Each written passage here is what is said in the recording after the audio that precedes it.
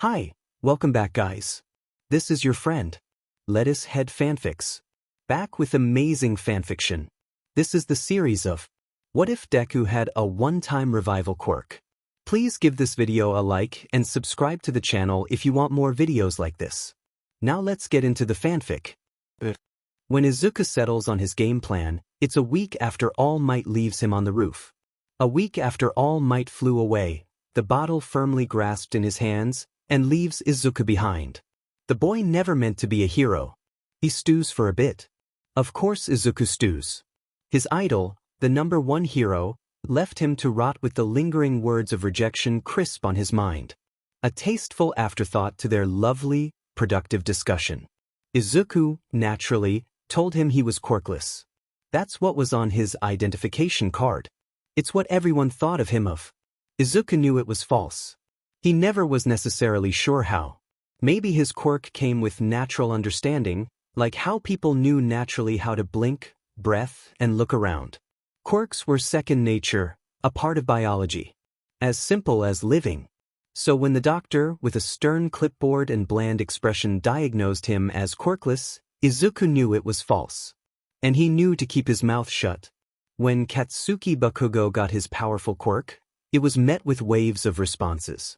Teachers bending over themselves to flaunt their favorite student's quirk. Other students ducking out of the way when he walked. And, of course, the offers. The Hero Commission, even from a young age, always rubbed Izuku the wrong way. They swarmed Kaken with offers, trying to tempt the boy and his parents to sign him away under their wing to train him for heroism. Years of people in tight business suits and rigid expressions trying to convince them to sign papers, to train for them. It was only when Kaken's mother chased them out with a broomstick and threatened them with trespassing, backed by Kaken's popping explosions and roaring screams that he wasn't going to be some demon puppet, was when they finally backed off for good. Izuku knew deep down his quirk was going to be a problem.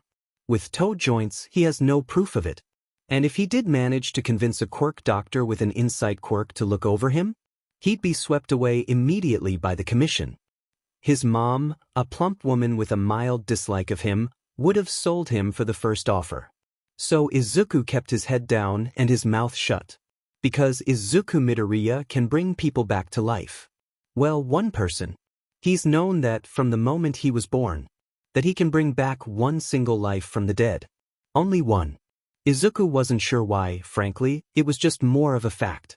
A limit of his quirk he somehow had an understanding of despite never getting it confirmed by anyone else. Perhaps it was in the same vein that he knew he couldn't keep running after exhaustion hit. Every quirk had a limit. And that was his. So, when that treacherous week passes, Izuku decides that finally, he was going to use his quirk. He's always held it off. Izuku never really had anyone that necessarily stuck out as needing immediate revival. And, of course, there was the fear behind doing such an act. What if he wasted it? What if he brought back the wrong person and regretted it later? So, Izuku waited. If his mom went, he'd bring her, Kaken, back to life.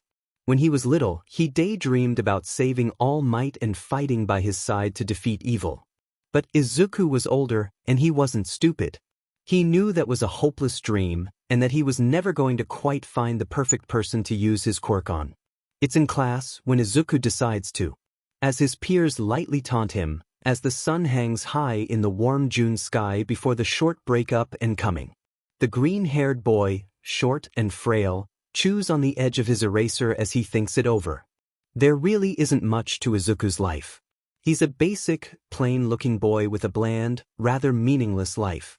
It's something he's always been afraid of, but Izuku has never been able to break out of the box he perfectly fits into. Izuku is plain. Izuku has no heroic quirk. Izuku cannot be a hero. Izuku was not special. There are no friends to speak of for the boy. The closest Izuku can think of was Kaken. What? A look to his right proves how far apart they've grown. Even though their desks were only one row apart, Kaken was sneering at Izuku like he was the gum below his shoe. To be wiped off and ignored. It leaves a pit in his stomach and his mouth dry. Izuku turns away, and for once, doesn't look back. Izuku always had such grand plans to use his quirk. Always plotted about it, always thought he would choose the one. Save the world by picking just the right hero to rise up from the ashes and defeat whatever mega-villain existed at the moment. He drew those stories in bright colors along notebook pages, daydreamed about it when school became a bit too rough. But they were always just that. Daydreams. Fantasies. Izuku wasn't born to be a hero. He can see that now. All Might opened his eyes. Kaken was born to be one. With a strong, flashy quirk and a natural confidence Izuku could never hope to even pretend to own. But Izuku wants to help people. He wants to bring someone back that didn't deserve death. So, even if it's just one person, he wants to help them. Question was, why wait? There was a plethora of reasons behind that. Finding the right person. Using it at the wrong time. Wasting his one-time use and officially being quirkless. The small line between Izuku and true, utter quirklessness was one he dreaded crossing for years. And, of course, what would the government do if they found out? His plan comes into bits and pieces. The idea forms a week after All Might, but the final plan comes in scraps, until taped together by determination and desperation into the actual plan he enacts. The first thing he does is gather a list of dead heroes. The top of the top. And the same day he discards it, Izuku would adore to bring back legends who saved millions of lives. But he couldn't. They were heavily respected, their bodies sealed away in precious, guarded cemeteries reserved for the best of the best. A 14-year-old boy, trying to sneak his way into there? He'd get tossed into jail at the earliest convenience. And what happened if Izuku was spotted messing with their bodies? He understood that, in order to use his quirk, he'd have to open their casket. So, he redirected his search. And again, looking through hero lists, cemeteries, recently dead in his community, anything. The prize was a small post, old and quiet, from an elderly couple of a student from the 4th-ranking hero school in Japan. Students who died protecting others were allowed to be buried in a sweet, free graveyard not too far from Izuku's little home. People who died honorably young, who chose to save others they didn't need to save due to their lacking experience. People who saved others before becoming fully licensed heroes, unable to be buried alongside true pros. Izuku spends 3 days researching the cemetery. A decent distance away by train ride, fully funded by the top 10 hero schools in Japan. With lavish flower beds, small but stern fences and a quiet, delicate seclusion to it. The first gear is in place. The rest follows through a trudge of time. Izuku prepares for general studies at Udata High School while he prepares for his quirk use. He grinds out algebra and equations, studies roads and how to deal with possible quirk exhaustion. The shovel is packed into a duffel bag. With granola bars, water bottles, and a change of clothes. And that duffel bag sits. For 3 months. Izuku has to work up the nerve to do it. Of course he does, he's going to be robbing a grave. For a body. And hoping there wasn't some time limit or anything else into play that he wasn't aware of. Sure, Izuku knew what he could do and how he could do it, but any rules outside of that were completely beyond his understanding. That was the status of most quirks. People typically visited quirk specialists to see rules and limitations. Kaken had to visit one for 2 years to get a decent control and understanding over his explosions. Quirks are weird and complex. It's part of the reason Izuku found them so fascinating, but at the same time, it meant his own understanding of his quirk was rather limited. It's not like he can just practice it willy-nilly anyways. His quirk was a one-time use. Powerful but with consequences. And then there's the aftermath. If Izuku dug up a person, brought them back to life, then what?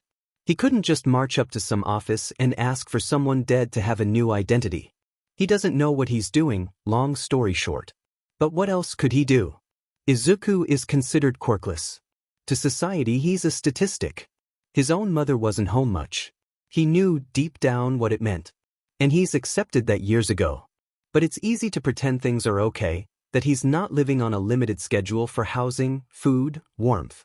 Izuku's grades are good, great even, but he knows he's not going to be able to secure a house right away after he turns 18. Izuku can't be a hero. He can't find a job that'll take in a middle schooler. Izuku doesn't have anything but this.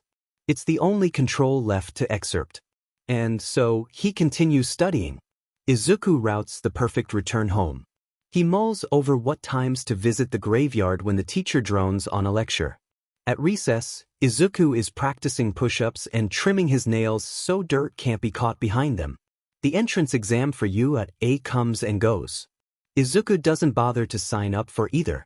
All Might and Kaken have made their points. It'd be a useless endeavor. And so, Izuku readies his shovel. Digging graves teaches people plenty of things. One thing Izuku learns in particular is that he's horrible at holding shovels. He's plotted this so darn meticulously. He's mapped out every single detail, except for the action of doing his plan. Izuku doesn't realize how tired he is, staying up past his bedtime. Nor does he consider how terrifying it was to ride in a mostly empty train car, shovel slightly poking out of his duffel bag by his side. And the graveyard itself is downright scary, no questions about that. Trembling hands struggle to steady as he picks the lock to the fence and tugs it open, grimacing at all of the graves that litter the field. There's plenty of flaws in his plan. And the first is picking which one to revive. All names online were hidden for privacy's sake, which meant that Izuku couldn't look up the people online and choose who to bring. He stands in the entrance for a moment, green eyes wearily looking over the gravestones, the choices set out before him. His throat feels scratchy and his palms sweat. It's nerve-wracking to know he's doing this, that he has the power to bring back one of these people. And it's going to be by sheer luck who gets chosen. It's almost suffocating to face a decision this intense. The moment passes, and with a sigh, Izuku picks up his shovel. He's not sure what prompts him to pick Oboro Shirakumo. His grave is settled into the corner, far away from the vast selection centered in the middle. Almost hidden, in a way, behind a plump growth of hydrangeas. Settled onto the grass in front of the stone was a bundle of flowers. Izuku thinks it's the flowers that drew him in at first. It's not like the other gravestones with clean-cut flowers with wrinkly plastic. These are natural flowers, with dirt coating the bottom and thick, messy roots slightly sticking out of the ground in front of his grave. Whoever visited planted them there. So, even in death, his grave flourishes with life. It's beautiful, it's meaningful. And it's what brings Izuku closer in, much like a bright, pretty light to draw in a moth. Izuku stops. All is still for a second. He observes the weeds and the flowers, sees how they were planted in honor of his memory. The promise, in a way. And he plants down his shovel. There's a squirming sense of self-doubt that churns in his stomach as he looks over the grave.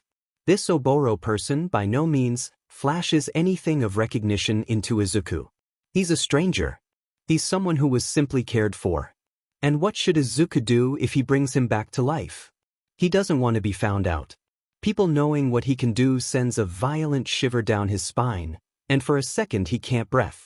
But every day is a new form of drowning. Nothing has ever been quite right, he's never been able to save anyone. Izuku is a Quirkless Deku. At least, in this way, he can save someone who saved others. So he presses forward. And Izuku learns that he can't dig well. He's terrible at it, really. His form is all wrong. He keeps holding the shovel crooked. And every single scoop of dirt is minuscule, rather worthless in the grand scheme of things. Izuku downs his first water bottle quickly, and his second soon follows. Yet he continues, and the grave gets dug. Izuku squeaks from shock when he finally hits something sturdy, and takes a moment to brush aside dirt to look at the item. Sure enough, it was a coffin. A coffin indeed. He stares, and nervously twiddles his fingers around the handle of the shovel. Right, he knows what he has to do. But that's still someone dead. That's still a corpse. Someone's grave that he's robbing. He's going to steal a dead body. Izuku swallows thickly, and leans back to push open the casket. He knows the process. He's known ever since he's known, well, anything. Physical touch, really. Izuku has to let his quirk flow into this body. But that means pressing his bare hand against the rotting corpse he unveils when he lifts the top. It's putrid in there. The remains of mostly a skeleton stare back, empty and dull and ever so lifeless. It's horrifying. It reeks. It's disgusting. Izuku turns and GGS. He has to desperately hold back bile that threatens to spill. His hands claw at his throat as he swallows it down, blinking back tears as he turns and avoids looking directly at the mostly skeleton face, with edges of flesh grasping onto it. It's a struggle not to cry, really. And he's barely managing. So Izuku plops himself next to the body, to the soon-to-be person, and gently presses a hand against the forehead. It's horrifyingly cold to the touch, and he wants to squirm away and bleach his hand out of existence. Instead, he bites his bottom lip until it bleeds and focuses on his quirk. His quirk has always been there, in a way. A part of him, like any limb. And for a moment, he sits in contemplation. That this is it. Izuku will officially become quirkless. Like everyone has always assumed. And that he's about to beat death itself. Izuku Midoriya is about to bring someone back to life. It's been something he's known, but still, that's a big deal. He feels like the world should shift around him, that the grass should churn and the leaves of trees should sing. He's beating something no one else has been able to before. Yet, nothing changes.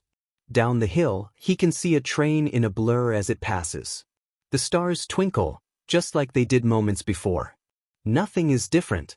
Izuku is doing the most important thing in his life, the only purpose he's ever really had, and no one will ever notice. Izuku takes a breath and focuses his energy. There's a drain, as if blood is getting drawn. He feels a bit woozy, his head spins, and his fingers twitch with pain and discomfort.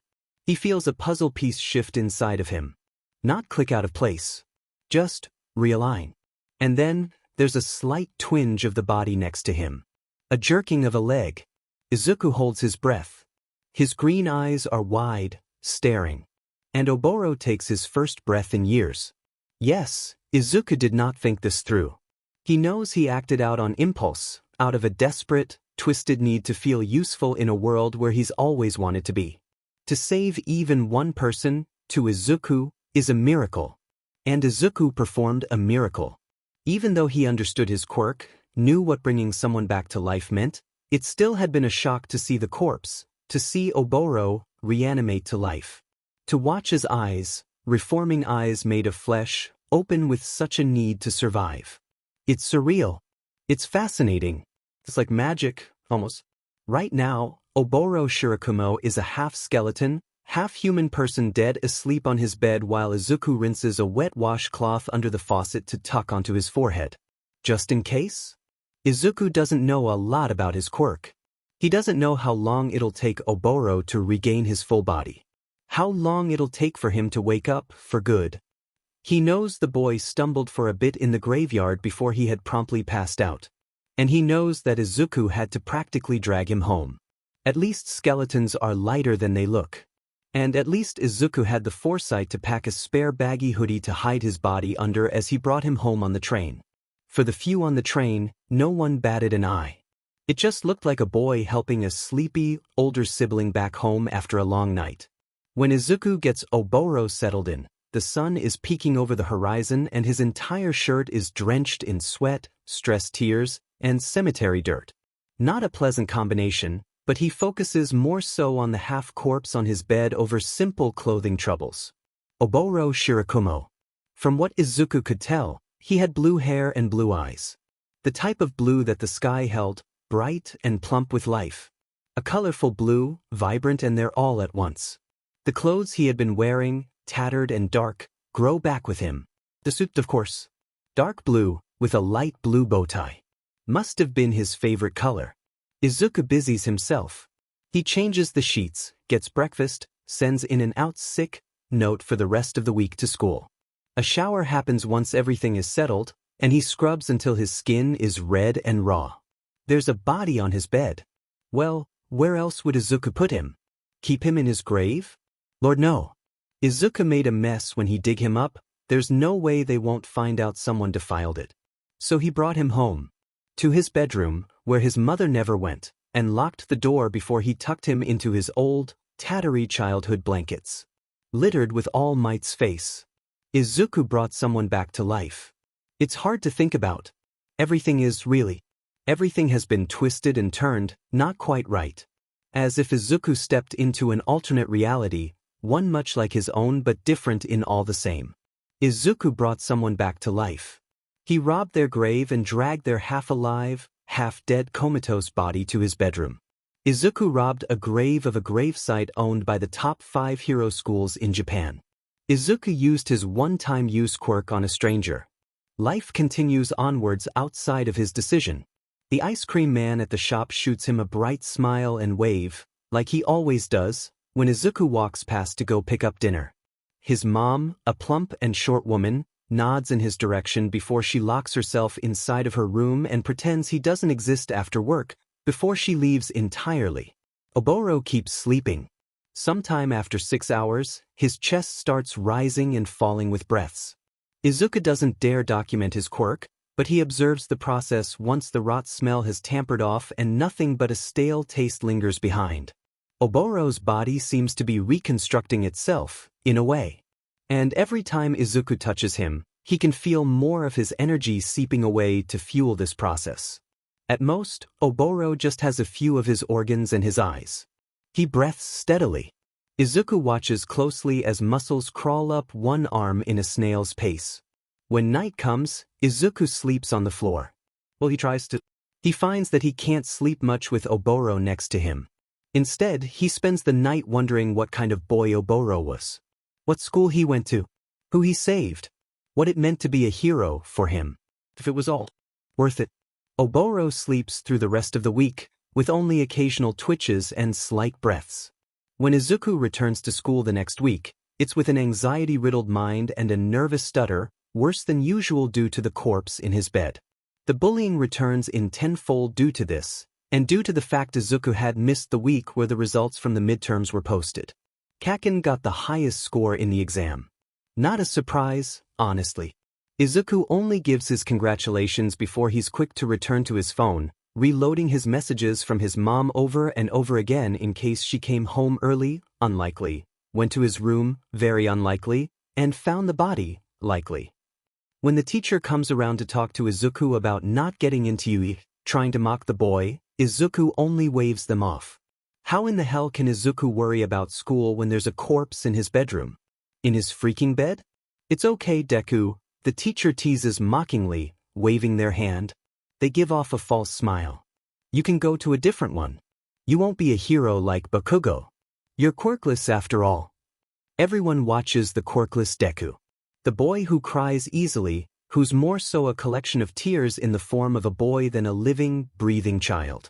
Someone they always had mocked, always knew a reaction would come from. Instead, Izuku barely flinches. In fact, he doesn't even blink. The boy notorious for crying over spilled milk simply waves a hand, bored and disconnected from the class, as he reloads the phone under his desk again. I know, Izuku mutters. I figured. It's fine. There's a lot of other jobs. The silence is eerie in the classroom that's usually restless. The teacher, a tall man in his 30s, lets his mouth gape open. Izuku's peers stare. Kaken frowns and flexes his hands. The rest of the week passes quietly. Everyone stares in disbelief, and there's a taste of hesitation that's never been there before. By the end of the second week, Oboro is over halfway to being whole again. His breathing is steady, and sometimes his eyes flicker behind his eyelids. After 3 weeks, Oboro is next to finished, and his body is warm. There's a pulse as well. It takes so long that all sense of tension from having a dead body on his bed. It's a sight he's quite used to. A horrifying fact, really, but one Izuku takes anyways. He has a habit of setting his bag down beside the door and shuffling forward, always pressing 2 fingers against Oboro's now fully constructed neck to feel for a pulse. Then he does his homework, does some hero notes, paces around his room if his mom is home and the living room if she's not, then returns to checking Oboro's pulse and any other signs of life. Kaken has been weird lately, ever since people have been leaving Izuku alone. He looks both infuriated and creeped out all at once. He avoids Izuku like the plague, as if he's infectious with whatever disease dared to cause him not to want to be a hero anymore. And it all comes to a head when a kid, someone with long fingers, sneers at Izuku when they notice that his notebook no longer has the All Might stickers plastered onto it. Instead, smudges of white remain, littered in nail scratch marks. What? You realize your place and don't want to be a hero anymore. They taunted. Izuku that day was rather tired and on edge. Oboro was almost done, and any moment he may wake up. And Izuku wouldn't know if he did. He doesn't really have enough pocket money to buy anything like a camera or baby monitor, and why the hell would a 15-year-old boy need one of those anyways? So trying to buy one without arousing suspicion is a bust. Not really, Izuku answers honestly. Flashes of All Might destroying his dreams continue to assault him, even after all of this time. Honestly, I don't like most of them anymore. All Might started a dangerous train of thought. And in his acts of research, Izuku discovered some more things. So no, he's not really fond of heroes. At least, not like he once was. Especially since heroes who died honorably and were buried in hero cemeteries didn't quite deserve to be honored. His emotions were a complicated spinning mess that never could quite settle down on the topic.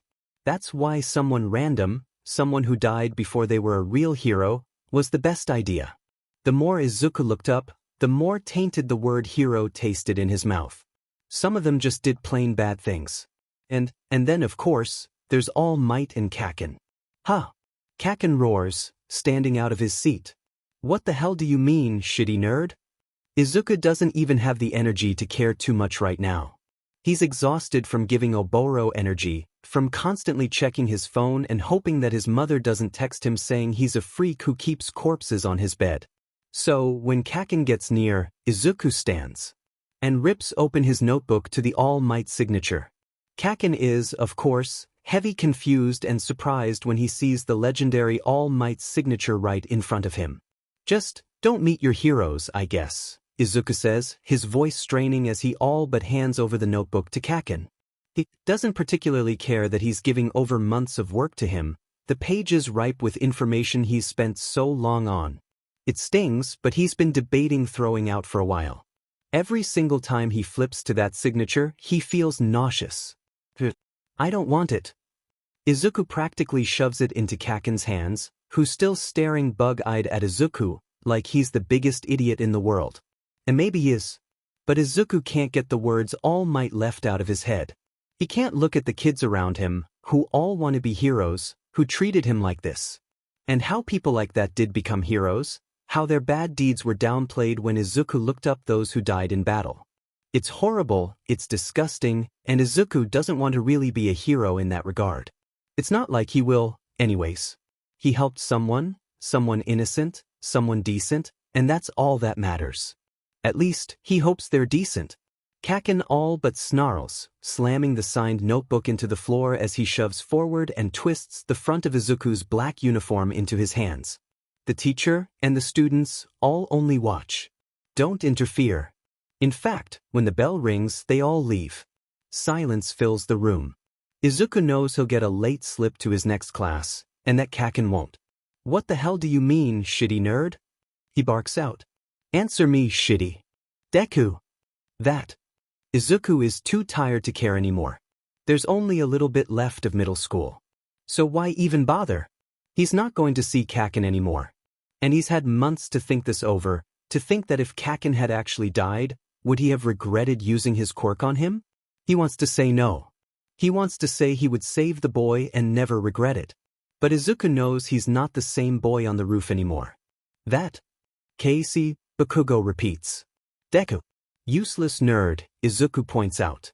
How you treat me, how everyone here treats me. I don't want to be a hero if other heroes can get away with suicide baiting someone. What kind of hero marches up to someone defenseless, someone who isn't attacking them, and does this to them? What kind of hero tells someone to kill themselves and thinks it's okay? Bakugo goes to reply, but Izuku cuts him off. A first, in their relationship. If this is even a relationship anymore. He doubts it is. Would you willingly march up to U.A and tell them you did that if you think it really does make you a hero? Izuku asks. There's a beat of silence, of something twisting onto the other boy's face. See, Izuku chokes out as the hand on his shirt tightens. You're afraid of the consequences. Not even of what you did. What if I had actually jumped, Bakugo? What would you have done? Can you live with yourself if I had? He slaps away the hand and regains his balance, huffing as he gestures towards the notebook. You can keep the All Might signature. Like I said, don't meet your heroes. If All Might can act like that, I don't think I ever want to be a hero like him. But by all regards, you can follow his footsteps. You're both really similar after all. Izuku doesn't go to his next class when he leaves the stunned Bakugo in the empty classroom. No, he gathers his bag and items from his locker, and he just leaves. There's really no point in going to this school anymore. The only two reasons he didn't switch to online school were because he had no reason to stay at home all day, and that in-person school was preferred more for high schools like UA. And both reasons were gone. So why bother? He's long since accepted his friendship was gone, that his schoolwork wasn't worth the constant aggression and sneers from his classmates. Mom, I'm switching to online school. Izuku hums out and slides his phone back into his pocket. That relationship was gone too. He knows that. Maybe that's why he acted selfishly and resurrected a stranger. He knows he probably should have saved it. Probably should have used it on his mother or on his childhood friend. But the thought of using his one-time use on them makes his stomach churn with anxiety. He hopes he chose right. Shota Aizawa was said. He was infuriated. Once a month him, Hisashi, Nemuri, and Tensei all gathered in a rickety old recreation of their friend group from high school and travel an hour in car to Oboro's grave. Tucked into a corner of the graveyard, littered with plants they've carefully gathered and planted below the soil over the years. And, 2 weeks before their planned excursion this month, they get a call. Oboro's body was stolen. Aizawa is the first to arrive on site positively fuming, with his quirk threatening to activate every lingering second. He said. He's beyond said. Oboro, one of his best friends, one of the most selfless people in the world, had his grave defiled. His body, his corpse, but Aizawa refuses to call him that word, gone. When he arrives onto the scene, hands clenched into fists and on the verge of snarling, he has to struggle to keep from overreacting. The front of his grave, instead of a lavish flowerbed brimming with his favorite greenery, was torn. Dirt smudged up across his name in a hand-like smear on the tombstone. Aizawa wants to kill someone. Instead, he asks in a breath and looks at the site keeper. She's a short, dainty woman with wrinkled hands and grainy hair. Her fingernails flash colors as she explains the situation, face twisted into a sorrowful scowl. She's been the keeper of this graveyard for the whole 32 years it's been open. A kind woman with a preference for tea instead of coffee and has some beehives on the side she tends to in her free time. She's just that kind of gentle. I had been on vacation, it may have been planned or a coincidence, the site keeper huffs out, twiddling her thumbs nervously, as if she was the one in trouble when it was already guaranteed it wasn't her fault. I just came over here and it was tampered with. There's signs the casket has been reached, and my cousin has an X-ray quirk so I called them over, and the body is gone. I'm sorry. Aizawa has to refrain from committing arson. It's fine, he replies, brief and to the point. Not your fault. He wants it to be her fault, because then he can get justice, revenge, a darker part of his mind grumbles, easier. Faster. But it's not, so he has to persist. Any cameras? Again twiddling thumbs. No, since this is a hero cemetery for underaged heroes, identities are important to keep under wraps. So we don't. There's no cameras here. How about the area? The air is thick with lush greenery. He can smell the flowers even from the distance, can smell the disturbed dirt. Well, there isn't any outside cameras at any of the surrounding buildings. The gate is intact so they either climbed over or they broke in, or they have a quirk to get in without either, of course. And since there was no noise disturbance, no one noticed anything. I asked, of course. She perks up. I swear I did. After I noticed the tempering, I asked everyone nearby if they heard anything and, well, none of them would have done it, but they said they haven't noticed anything out of the ordinary, so whoever did it was quiet. And there's a train nearby, so dash. So, Aizawa continues.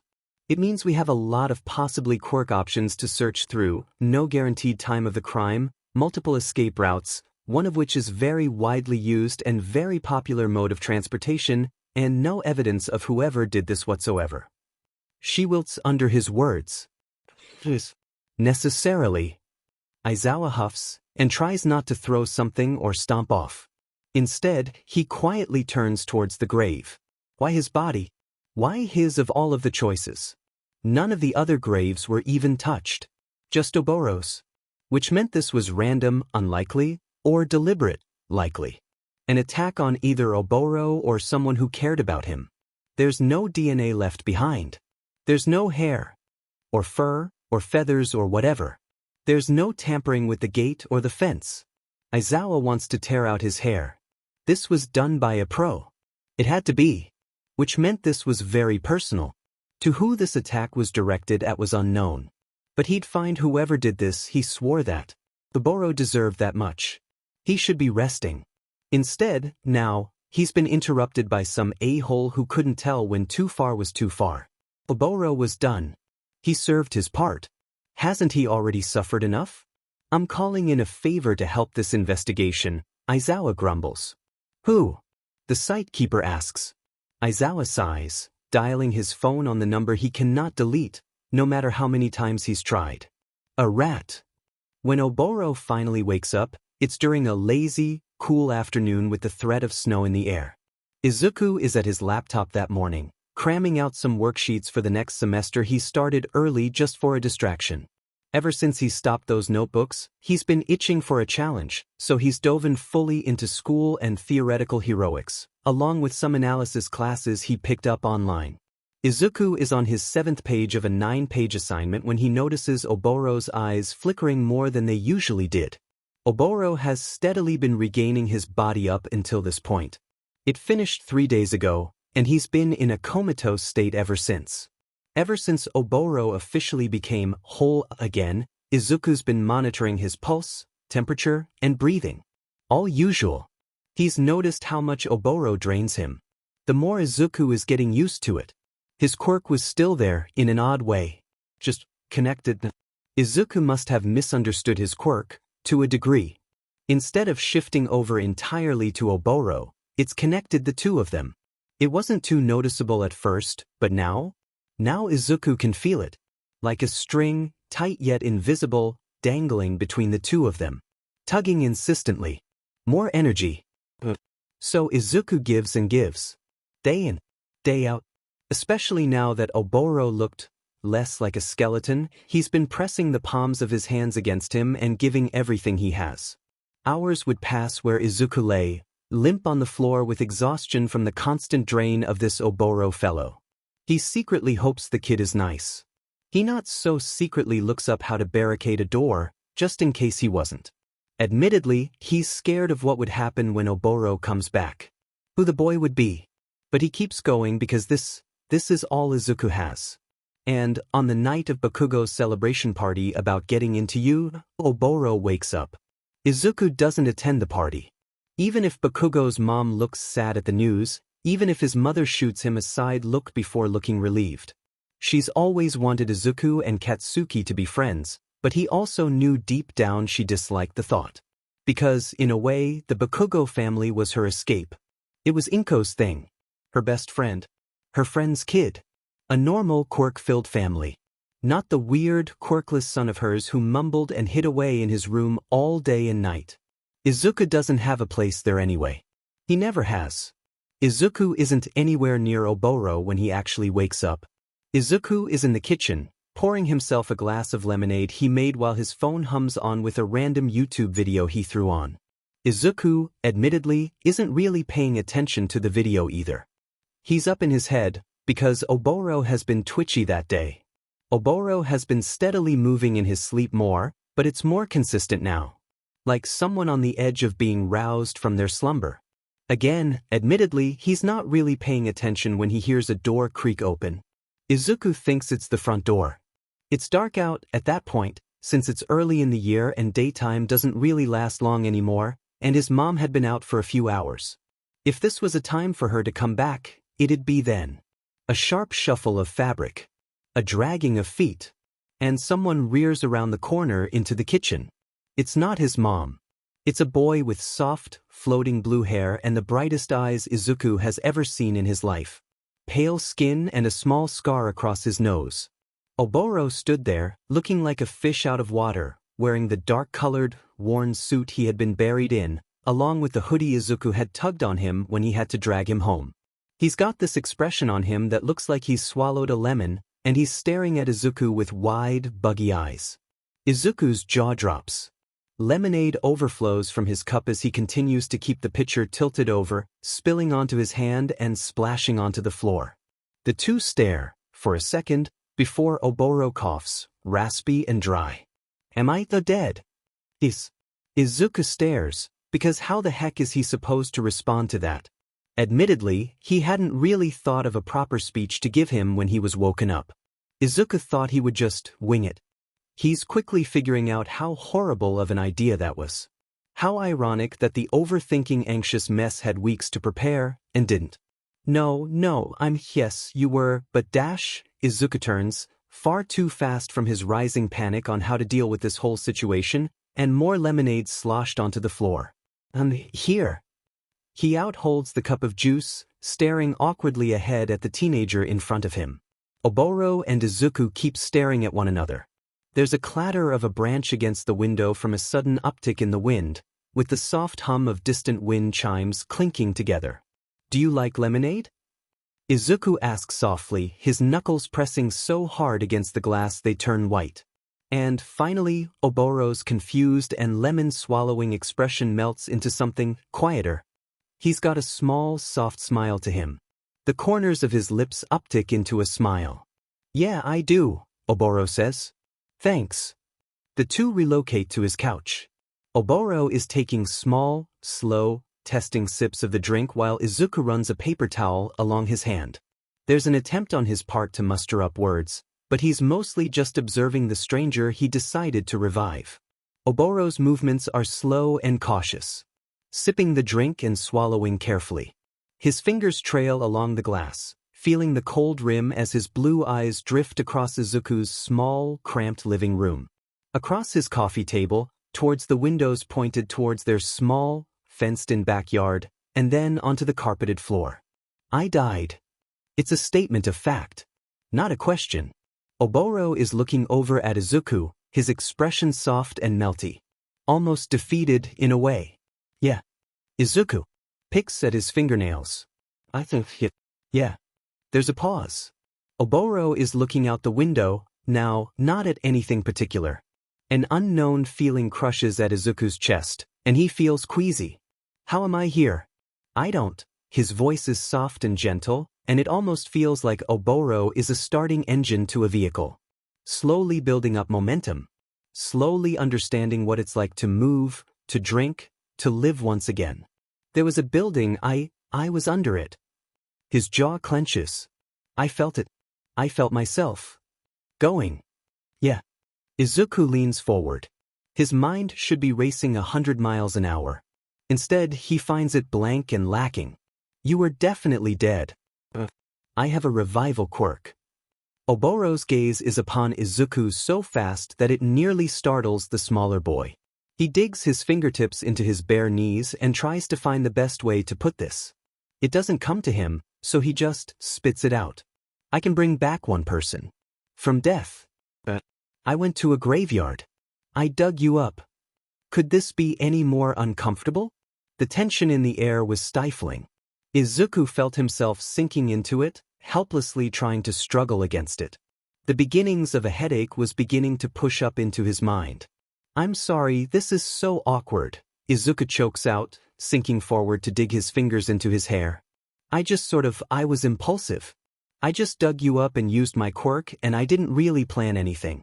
And you're here now, and all I know is that you're Shirakumo Oboro, and that you were dead but not anymore.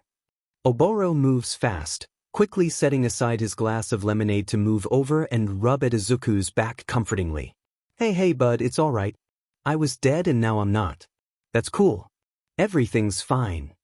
And how Izuku almost snorts at his words feels devastating. He laughs, dryly and forced, and looks back up. Oboro is watching him with that soft, caring expression, so full of life. He did that. Izuku did that. A few weeks ago Oboro was a skeleton sitting 6 feet underground. He's alive. You just found out you were dead, I should be comforting you. There's an uptick in the boy's smile. Roles are irrelevant. And I think I kind of I knew, for a while, I was dead. Not actively, I was dead dash. He pauses, his hand stilling as he looks off into the distance for a second. I'm just really relieved. Honestly. And really happy. I just feel. A lot of emotions, but lots of them. Same, Izuku laughs out.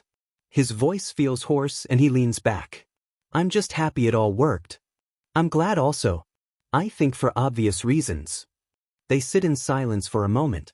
Oboro puts down the cup and presses his hands together, looking over at Izuku before he outstretched his hand. Name's Oboro Shirakumo. You know that, but it's nice to officially meet you. And Lord, he's so nice. Izuku wants to cry. Their hands latch together in a slightly fumbled handshake. Izuku Midoriya. He's warm to the touch. Not like the past touches, all initiated on Izuku's terms, pressing against a cold body that slowly grew in heat with every inch of energy pumped into him. Now Oboro is alive, boiling with heat and a steady pulse underneath his skin. No longer stinking of the casket he had been buried in, with only the suit to remind him of where he was found. Izuku had done that. So, Oboro cuts out, glancing around the room once more. His gaze settles onto the window into their white fenced backyard, a small area just about 10 meters that once encaged in a young Izuku when it was playtime. His blue eyes drag to the sky, and for a second, there's a hint of longing towards the stars before he flicks them back to Izuku. Where are we? Oh. Izuku startles, his face going red. Despite there being no mirror around, he could feel his cheeks tinting new, vibrant colors. My house, Mizudafu, Japan. It's just down past the Shizuoka prefecture, if you know where that is. Oboro's finger twitches, his smile burning bright and wide. Yeah, I do. The smile on Izuku's face, once planted there, couldn't be taken down. Oboro was alive because of him. Izuku saved someone. Against what everyone had expected. And on his own terms too. He put in the effort to go dig up a grave, bring the person back, and look where it had gotten him. A new, revived person in his living room. A person, no longer a corpse. A living, breathing person who was now on his living room and had been considered dead a few hours ago. At that particular thought, his hands go sweaty. Izuku hadn't considered the aftermath of such a decision until right now either. He had a person who was previously dead now alive, in his living room, and no contingency plan. Never mind. That smile was easily stolen in seconds, now turning into something more sour that coated his tongue. A heavy weight settled into his chest, the what if becoming much more of a demanding thought. I cannot believe, just wow, Oboro breathes out. There's such awe to his voice that it makes Izuku's heart ache, bittersweet in the pain. I'm alive, I'm drinking lemonade. Thank you so much, you have no idea how much this means to me. Midoriya, actually, can I call you Izuku? Yeah.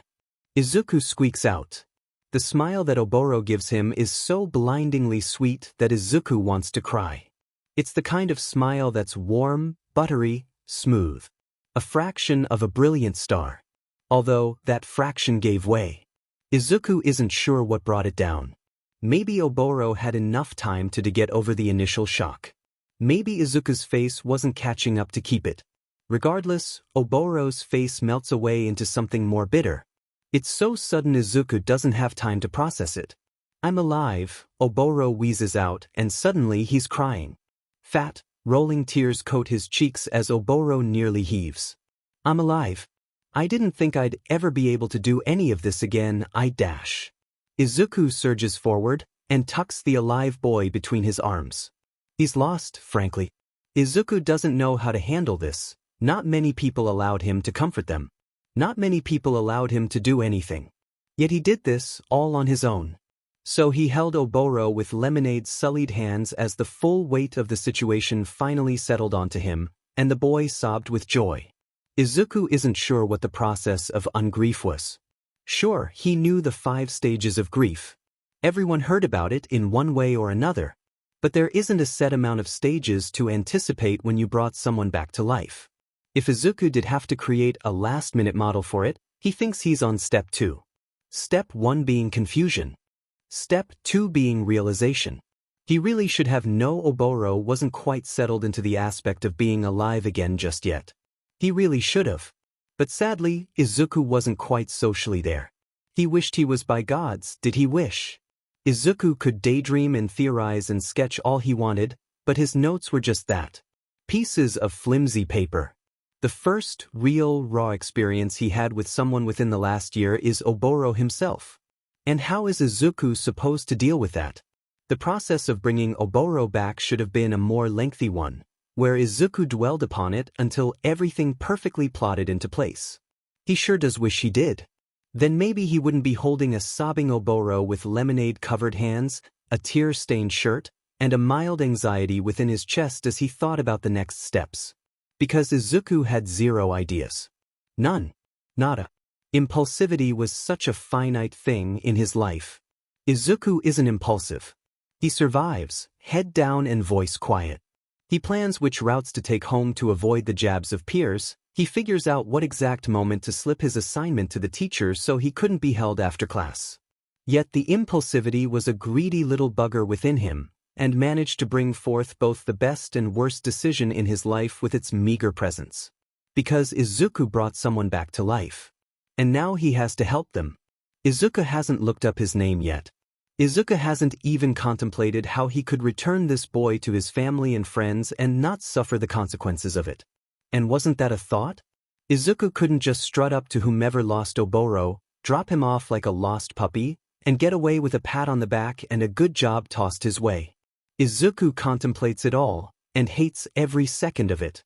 Instead, he stores it away, neatly tucked into his subconscious to eat away another time as he pats the shaking back of Oboro Shirakumo. Oboro never thought about death.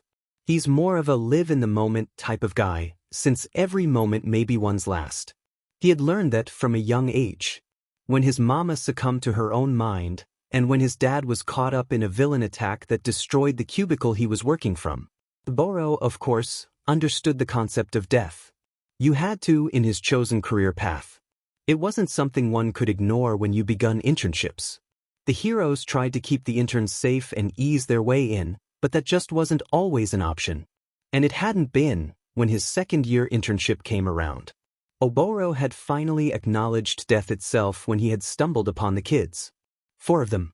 4 tiny tots who were there for some appointment, stranded up within the confines of a collapsing building. Too many to fit any more onto Oboro's single cloud, his limit. Oboro had promised them, in soft hushed words, that he would find another way out. And as he watched that cloud sail down, out of sight from the balcony, he had decided that he was okay with it. If he died there, it would be a good death. A DMN good death indeed. Except for logically knowing that, and emotionally processing it, were 2 different avenues of life. Oboro told himself it over and over again, yet his heart ached and his eyes stung with tears. He tried getting out, really. Tried a staircase. Almost got out, he likes to think. 3 flights down, and was still going strong. Of course, not all times were opportune with luck, and his had come to an end when the building creaked and eventually gave way entirely. Oboro could only be thankful, in hindsight, that it had been instantaneous. Oboro knows he died. His body knew it. His mind knew it. He never experienced his death, but could recall the feeling of slipping away, as easy as he could recall the brilliant night sky amidst the buildings when he would stargaze. It was only when Oboro was back, really back, that he knew he had been dead. Oboro couldn't recall that as easily. Not particularly.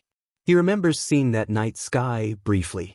And Izuku Midoriya's face haggard from sweat and dirt, crouched down beside Oboro in some dirt-filled hole with pants clearly too big for him. A stint of a memory. It passed, and Oboro was upright, in some bedroom he didn't recognize that stunk of air freshener. That was before. The now of his life had Oboro, filled with lemonade and a quick rushed ramen from Izuku, sitting across from his savior. Oboro is very happy to have a now. Izuku Midoriya was never what Oboro would have expected from a boy who could bring back the dead. That kind of quirk felt foreign, one of the few truths of humanity that simply couldn't be altered. No one could go back in time. No one could evade death.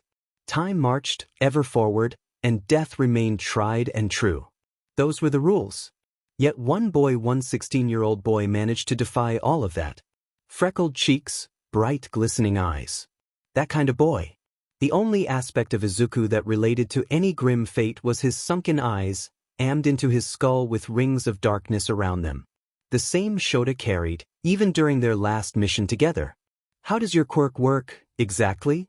Oboro asks, when his ramen bowl is done and his mind aches more than his stomach. The boy startles. Izuku Midoriya, the boy that saved him, was that type of jumpy. None of his friends were. Oboro never knew anyone who soared up at the slightest bit of attention. Aizawa was on guard, alert, but his body didn't stiffen and fly when he received any consideration. Izuku coughs. Oboro blinks, his eyes sore and puffy. Izuku catches himself. His fingers prance about the edge of the bowel, traveling. Oboro's first meal, after his death, had been instant ramen. The shitty kind, from the 7 to 11 Shota swore to religiously. It brought forth the kind of nostalgia that had Oboro aching in sweet, pained life all over again. Oboro wouldn't have his first meal any other way. It's a one-time use, Izuku elaborates. Slowly. The words are awkward but practiced all at once. I could bring back one person. Oh wow, Oboro says. He's surprised and not frankly, any quirk that dealt with death and the removal of it would, expectedly, have that sort of limitation. So, it was astounding to know. He wriggles about on his chair, amazed and anxious all at once. Frankly, Oboro couldn't fathom such a quirk. A one-time use. On him, of all people. Why did you pick me? Oboro tried. Izuku sighed in a breath, his fingers stopping against the styrofoam cup once more. What Oboro had assumed was a lot of things. Izuku was related to one of the kids he saved. Izuku saw him on the news and pitied him. Shota or Hisashi heard about his quirk and pleaded for him. Any of those responses would be a good one, in Oboro's alive opinion. He would have accepted any of those and moved on in grace. Izuku's green eyes, so green, so vibrant and full of life, the color of Mother Nature herself, stare at the table. Not daggers, something dulled and heavier, more akin to butter knives, whittled down into a quiet, somber aftertaste of a thought. Flowers. That's all he says. Flowers. Oboro echoes. I don't have anyone close to me that's passed away, Izuku relents. His head sways to the side. My dad is somewhere in America, my mom lives with me, and my old friend isn't. He's not. It's just me and my mum now. I wanted to use my quirk, and so I went down to a graveyard that specializes in young people who sacrifice their lives for others. I wandered in with a shovel and your grave had flowers on it. Naturally grown flowers. Someone planted them and watered them and cared for them. It felt special. I figured out of all of the graves, Izuku's fingers dig into the skin around his nails. Picking. I wanted to choose you. Because of that. Oboro had to admit, his eyes near filled with tears again at that remark. He hasn't full contemplated his own grave yet. It had been such an odd concept. His own grave. His own tombstone. The final date of his existence, a finalized PRD of time. It was as unsettling. It warmed his heart that someone had went through all of the effort to do such a thing for his grave. Likely his friends. He wondered how often they visited after school, if they managed to take a train down. I'm surprised you didn't have any restrictions on your quirk, Oboro laughs out, trying to melt away any of the tension in the air. It's such a heavy situation, but not the bad kind of heavy. The good kind. Oboro died, but a kind stranger brought him back to life. Oboro was alive. And he is so DMN thankful for that fact. Izuku, instead of laughing, squirms further against his chair. The bottom of his socks drag against the tiled kitchen floor. You, Oboro pauses, skiing in a breath. You didn't report it? What quirk are you registered under then? It'd be DMN near impossible to hide this kind of quirk. Oboro couldn't understand how Izuku could slip under the radar with anything else. A puzzle piece slotted into place. Nice and fancy, one of the middle pieces that looked awkward until it finally created the solid depth of a real situation. Nervousness. How he snuck out to the graveyard. Izuku's awkwardness, the nervous, stiff line to his shoulders. The near antsy, on-edge presentation that reminded Oboro eerily of his uncorked mother. That explained it quite well, all of the sudden. That's why Izuku dodged around the friend topic, and probably was why his dad left. Oboro never met his grandparents from his mama's side, she never mentioned them, but Oboro's dad always held a deep, resenting scowl at the slightest mention of them. It took guts to pretend to be quirkless through all of that. Oboro used to get shit just for being the son of a quirkless woman, by people with their heads too far stuffed up themselves to see anything other than their own worthless opinions. People like that were why, when Oboro got his quirk, he wanted to become a hero. He wanted to help those others refused to. Though, he supposes the government would have greedily snatched Izuku up the moment they learned he had this quirk. He's just surprised Izuku managed to slide by from such a young age with that understanding already cemented. Oboro never learned to truly hate that organization until he saw Nedzu repeatedly butt heads with them over the most insignificant of things they refused to back down on. What about me then? Oboro asks. I'm alive, they know I died, they'll ask questions. Izuku offers a shallow smile, plucked of genuine joy. It's fine. I'll figure it out. It's a one-time use, anyways. They won't be able to get anything else from me. Oboro feels a steady lump form in his throat over that thought. Izuku really did risk everything to bring back some stranger. Used his one-time undead coupon on some random guy. Oboro could feel the pure, unbridled adoration for this boy begin to fester within his chest. Izuku's a good person. Just a tad bit younger than Oboro, no evident hero training to him, but a life savior all the same. No, you shouldn't have to, Oboro says. I'll go back in a few days, once I can figure something out. He couldn't not go back. Oboro had to go see Shota and Hisashi. They were both on the mission with him. What if they got hurt too? And he couldn't let them, or any of his friends, go with the continued knowledge he was dead. Oboro couldn't imagine them grieving the loss of him while he sat idly by, eating microwaved ramen. But Izuku, soft green savior Izuku, didn't deserve to be tossed to the whims of the government because Oboro tattled on him. That wasn't fair either. Once he figured out a cover story, then he'd leave. Then he'd tell his friends in private what really happened, once everything was said and done with the likely investigation. He's sure the others would like Izuku. He's a soft, squishy type of nice. They get along great. You don't have to stay away from your friends and family because of me, Izuku says quickly, lurching forward to grasp onto Oboro's hand. It's okay really. I'll figure something out. We can figure something out, together. I'll lie for you, we can come up with some cover story, Oboro says. He offers a soft smile. You saved my life, Izuku. I'm not going to out your real quirk. Izuku squirms again, but the slight tension in his shoulders dissipates. The boy took to his seat again, spoon in hand, and finally began to eat. I think I could come up with a few things, Izuku relents. His spoon pokes at the noodles, a tad bit undercooked. A rush job, Oboro thinks. Not that he could fault Izuku for that. Oboro's stomach had started roaring up a storm right after he finished sobbing his eyes out. We could say some stranger did it, or that you were hit by some quirk that caused you to be put into a corpse-like state. Or maybe we could say that you were hit by a reversal quirk accidentally. I have a list of all sorts of quirks kind of like mine that I've looked into.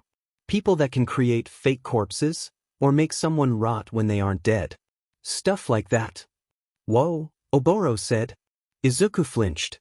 Sorry, that came out creepier than intended. No, it's fine, Oboro says. Could you show me the list? That sounds really cool. Izuku positively beamed at Oboro, all of his awkwardness melting away in a heartbeat.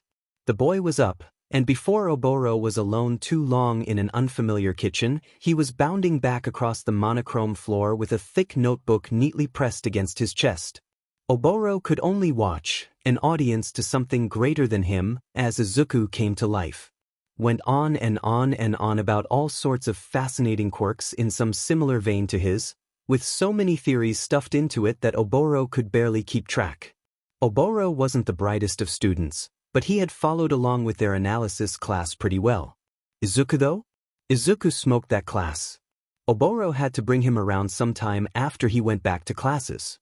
Izuku would cause the teacher to retire after one conversation. Oboro stared down at the page suddenly, feeling his puffy eyes threatening to water once again. He was going to go back to his classes. Oboro was going to be able to do everything that he had taken for granted. Oboro felt the sudden urge to cry, and a much stronger urge to steal Izuku into a hug and never, ever let go again. Before he could contemplate the merits of doing both, which sounded quite excellent all things considered, the plastic rattling of a screen door pried into their tangent. Izuku's face went ghastly white, stealing away to the front door Oboro had briefly taken note of when he first whimpered out, still unsure if this was the afterlife or not. In through that door in the wall came the most Izuku-reminiscent woman Oboro had ever seen. The same face that peppered a few of the images upon the wall, older and plumped with some weight. That woman, with a slightly fringed updo of a bun and a purse half off of her shoulder, had to be the mother Izuku spoke briefly of. She stared at Oboro, absolutely gobsmacked. "Izuku," she said. Her voice was a small little thing. A whimper of wind amongst a field of grass, shaking about. "Mom," Izuku squeaked. He tensed, as rigid as a deer before the trampling weight of car headlights. Izuku faltered, stumbled. Words lost to him. "Who is this?" she asked, voice heavy. She eyed Oboro wearily. Oboro thought back to the living room, with photos of her but only one of Izuku, younger than when he would have pretended to be Quirkless. Of how Izuku skipped around talking about her, of how he sat there, all too terrified to do anything but cower from his own parent. Oboro could nearly hear his father's scoff at it all. "I'm Oboro, I'm a friend of his from A's heroics class," Oboro says, a tight smile upon his face. He stood up, whooshed over with a hand for shaking primed up. "Izuku helped me pick up some books I dropped and we just started talking, then he invited me over. I hope that's all right."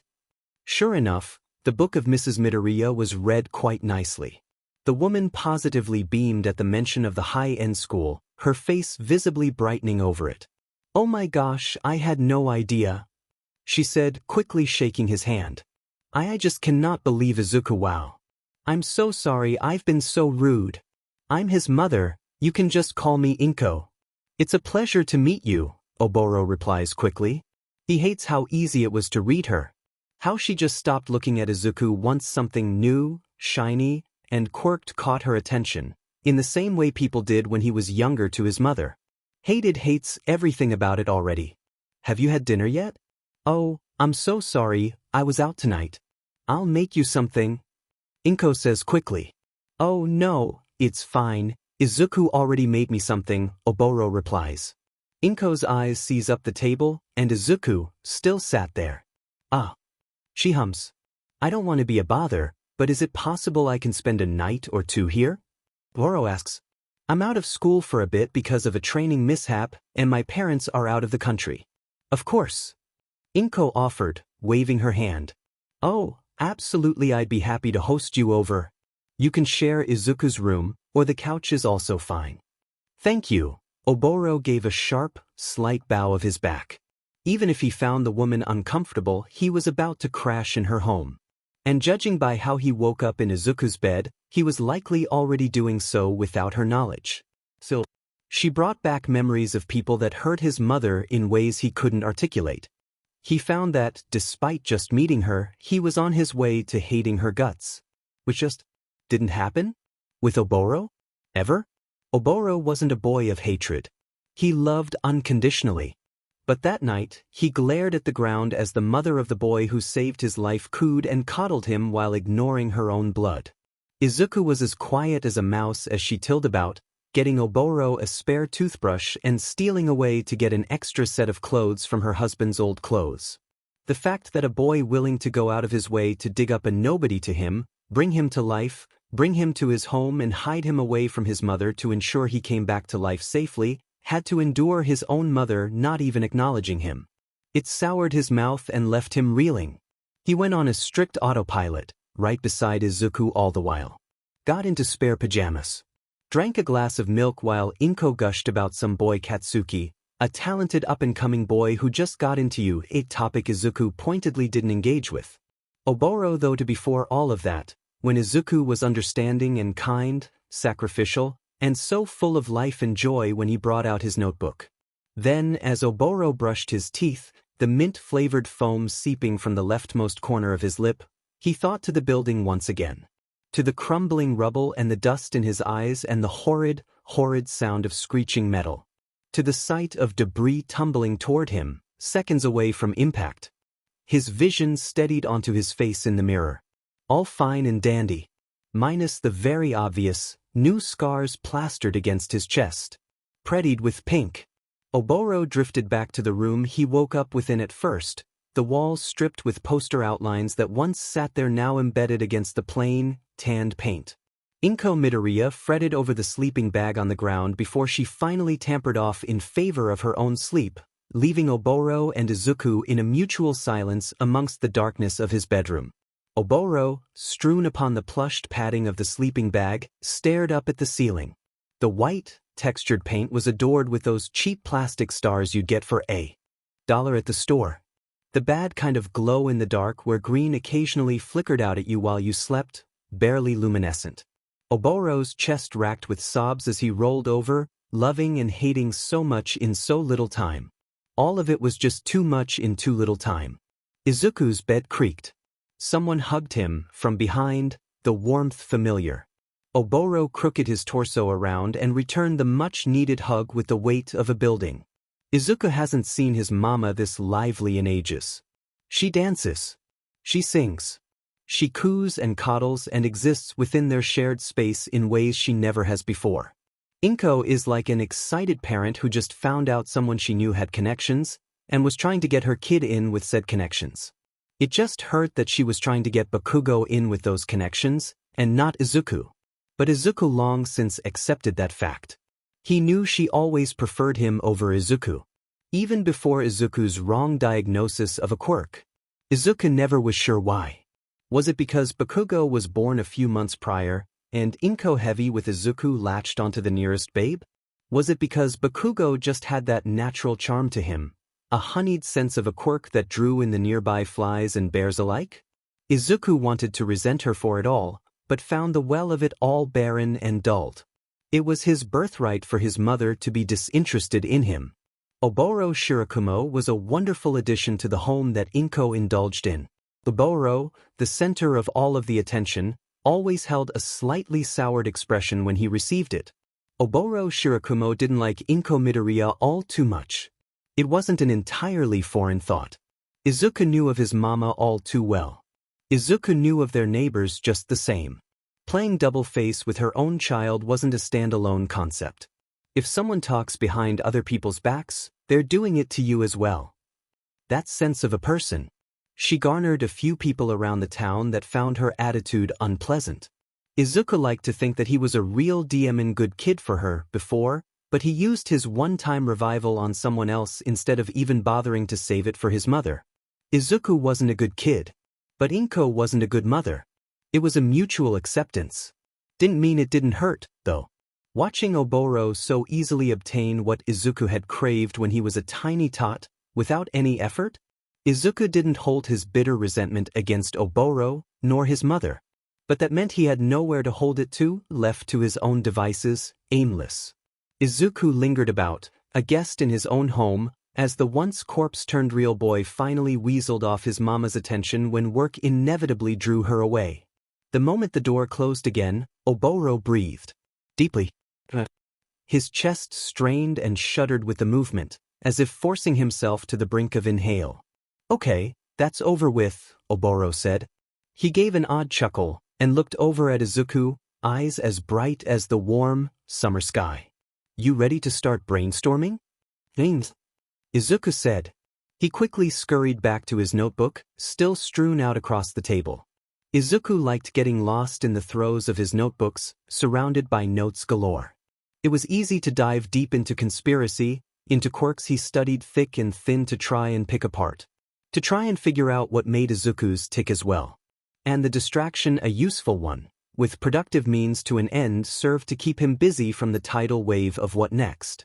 If the next in question came, without any cover story Izuku hadn't even bothered to dwell upon, he'd be toast. Izuku hadn't thought of the after of revealing his quirk, always the before. Even when Oboro was an unrotting corpse stuffed below his bedsheets, Izuku found himself fretting over the possibility of his mama finding said corpse, not the possibility of that corpse blabbering about his quirk to someone else. Frankly, Izuku hadn't planned for any of it. His fantasies always ended with some big-shot hero coming to life, blasting away a group of villains, and he'd be praised as a hero in turn. Alas, happily ever after didn't exist, and Izuku wasn't a hero. He was a fool of a boy who had to desperately cover his tracks. Their plan comes together in pieces. Izuku draws out all sorts of resources for them to peruse, resources they pluck snippets from until a disorganized, newly formed puzzle was stuffed into being. There was a quirk documented some time ago, a brilliant showcase of a quirk that allowed for someone to take advantage of a recent death to keep the heart beating while they went in and restitched every organ, bit by bit. This was a teamed effort, with some of the best doctors fretting about the body of the recently deceased. If someone, in theory, were to slowly reconstruct a corpse to its state right after death, a quirk like that could possibly work. I don't fully understand the logistics of it all, though, Oboro groaned out. His blue eyes, so blue, so warm, strained toward the page. You don't have to, Izuku argued. You're the one brought back to life, right? If this was a group of people experimenting, they wouldn't tell you everything. Oboro's jaw slackened, and he gave a quiet th of understanding. Thus, their cover story was neatly tied up, bow and all. Oboro woke up on a medical table and, after some general questions from someone he couldn't make out, was dropped off on the street and made his way back to the school he actively attended as a landmark. It wasn't the most foolproof of plans, of course, but Izuku wasn't too keen toward letting the commission snatch him up, and nor was Oboro. They'd rather let the government run itself into a frenzy trying to figure out what organization accomplished this over realizing the single, underaged boy whose mother was quite lenient towards signing away guardianship regarding him. While Izuku lingered in the kitchen, a fanny pack being stuffed with quick, easy-to-grab snacks, Oboro himself took to the living room. To the coffee table with a lipstick-stained mug Midoriya-san had left behind in her haste for work. Underneath it, with splatters of coffee with her deft movements, was the newspaper. Idling, Oboro plucked it from the glass table. He had been curious as to recent events, as to how long he had been dead. A less than comforting thought, but he recognized all of the technology Izuku's home was drenched in, and it was something he couldn't fully avoid. Shota and Hisashi might have graduated by now. He'd have to play catch-up. Oboro stared at the date, neatly printed above some kanji. Regarding a villain All Might caught. Quietly, Oboro refolded the newspaper and returned it. 17 years. It had been 17 years since he had taken a breath. Not a few, the max Oboro had assumed. His eyes strained, and Oboro hunched over himself, blinking back tears. All right. It was just a little bit longer than he anticipated. That was fine. His friends probably weren't dead or anything, he trusted them. They were probably veteran heroes in their own agency by now, just like they had agreed to. 17 years ahead of Oboro. Moving on without him.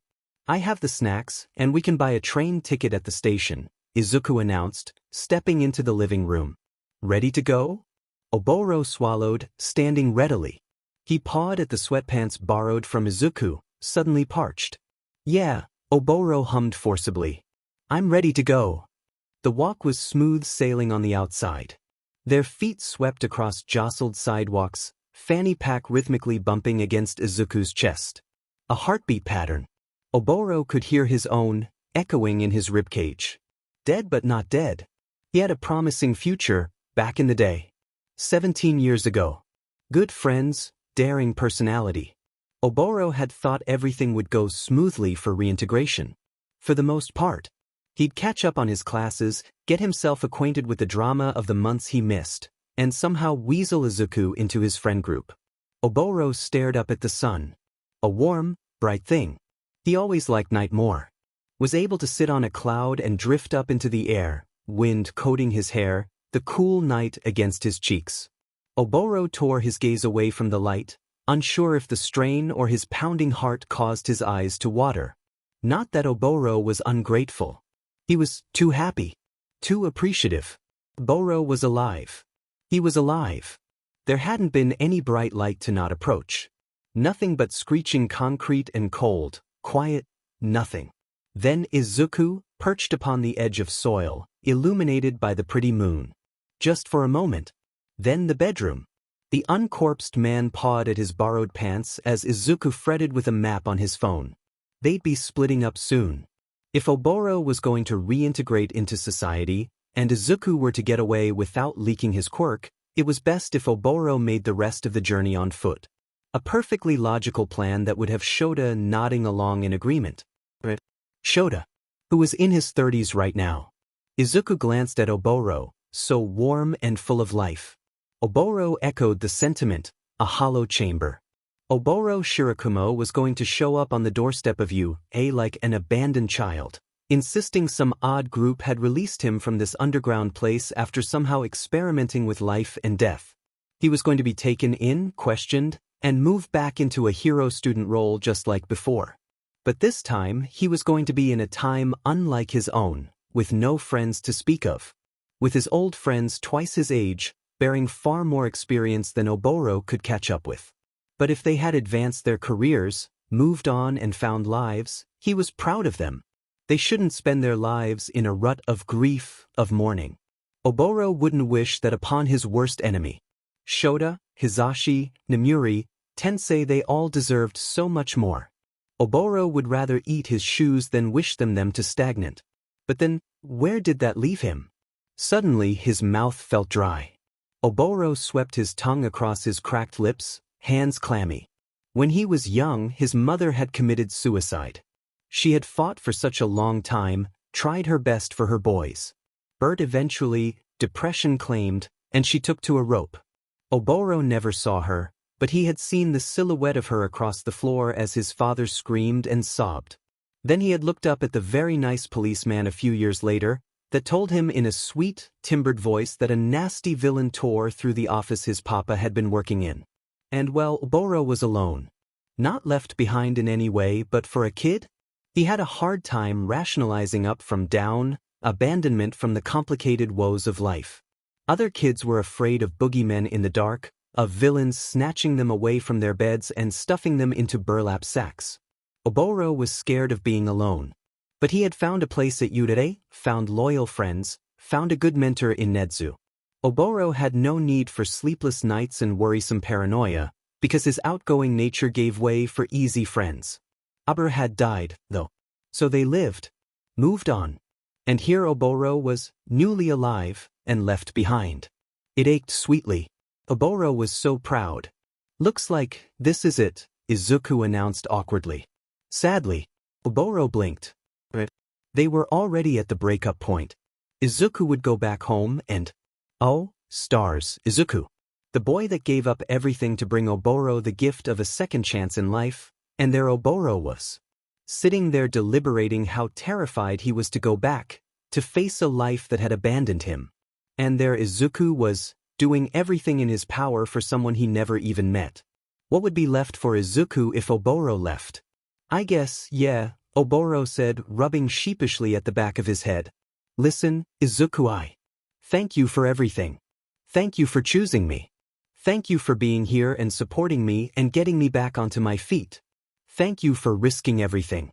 Thank you for the stars and sun and moon and just existing. Oboro gets to say none of those things. Instead of pure, unbridled truth spilling from his lips, someone else shouted up over the lackluster street crowd. Deku. And, well, that changed the trajectory of Oboro's and Izuku's life, that day.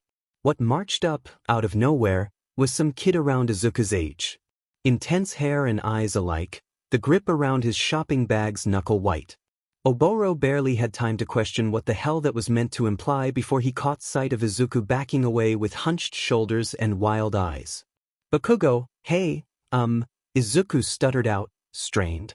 You owe me a goddamned good explanation as to what the hell has been going on with you lately. The stranger roared, all but charging forward. He jabbed an accusatory finger toward Izuku.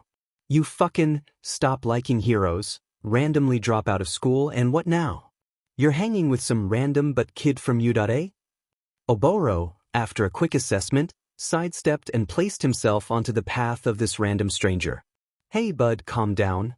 The rampaging one stopped, staring daggers toward Oboro. Red irises flicked up and down. Oh, I see what's going on.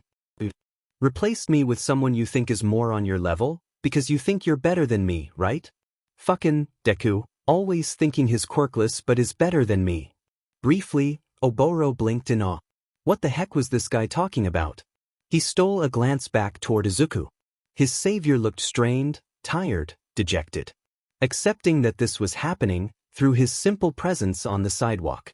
He stood much like Oboro's mother had in her later days. Oboro swallowed a lump. Who are you to Izuku, exactly? He never mentioned you. Somehow, the boy before him became more upset. He never fing Deku. We're childhood friends. We go way back, alright? Stop fing meddling. I got business with him. Childhood friends. Deku meant useless. Another peer over his shoulder. Izuku looked nearly unresponsive, withdrawn from his bubbling that always spilled over, like a poorly planned small cup underneath a can of soda. During his brief stay, Izuku never talked or even tried to contact any friends. No parent other than Izuku Midoriya. Izuku had brief, quiet scars on his skin. The kind Oboro caught when his savior had changed. The same Shota had from bullying when they first met. Alright, Oboro said decidingly and turned to the boy. And punched him square in the jaw.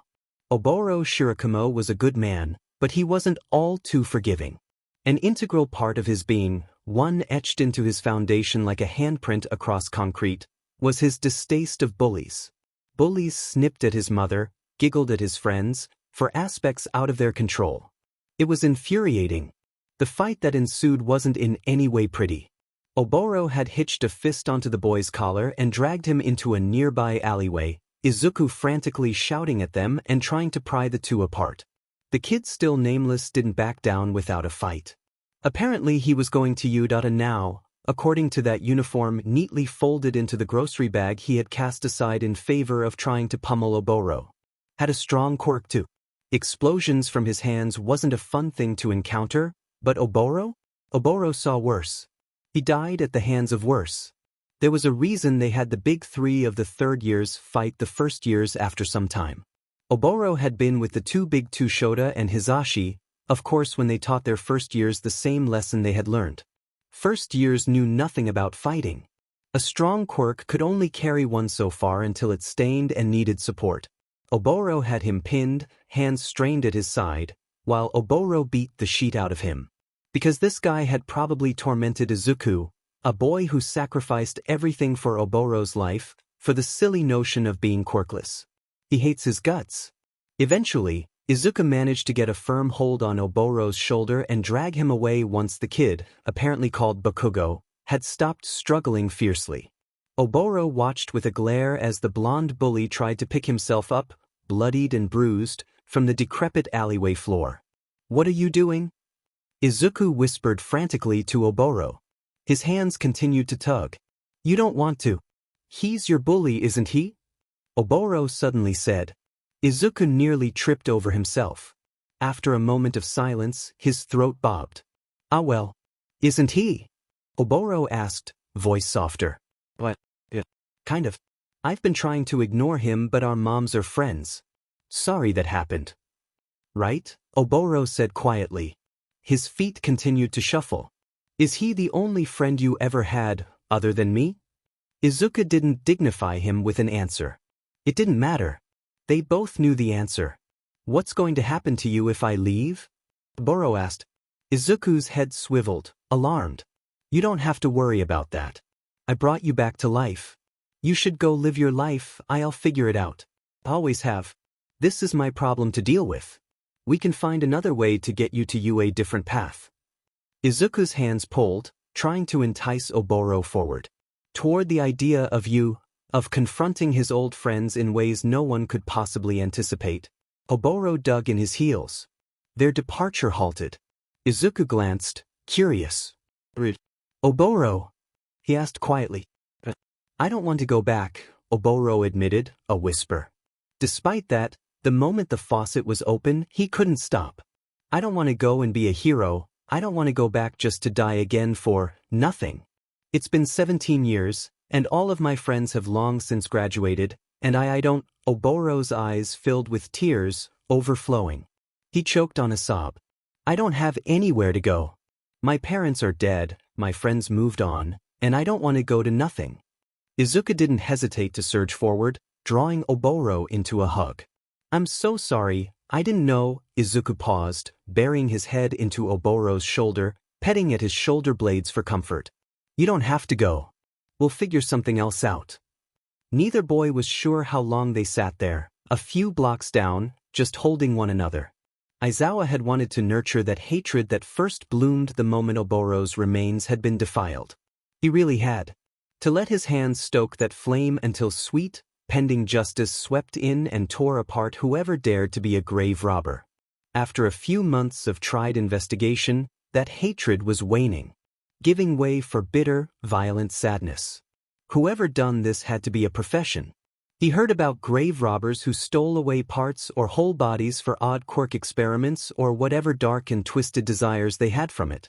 But gods, to think they had stolen to Oboro as an option. It was cruel to think about. No trace of any DNA, of car tracks or anything. Nedzu ran a tracking program to try and find any body-shaped bags on any of public transportation for that entire time PRD, but even that extensive search had resulted in nothing. None of the subways, trains, or buses had anything near that requirement. Nedzu was busying himself with coding a new facial identifying system to try and hook anyone with quirks that might aid in hidden transportation.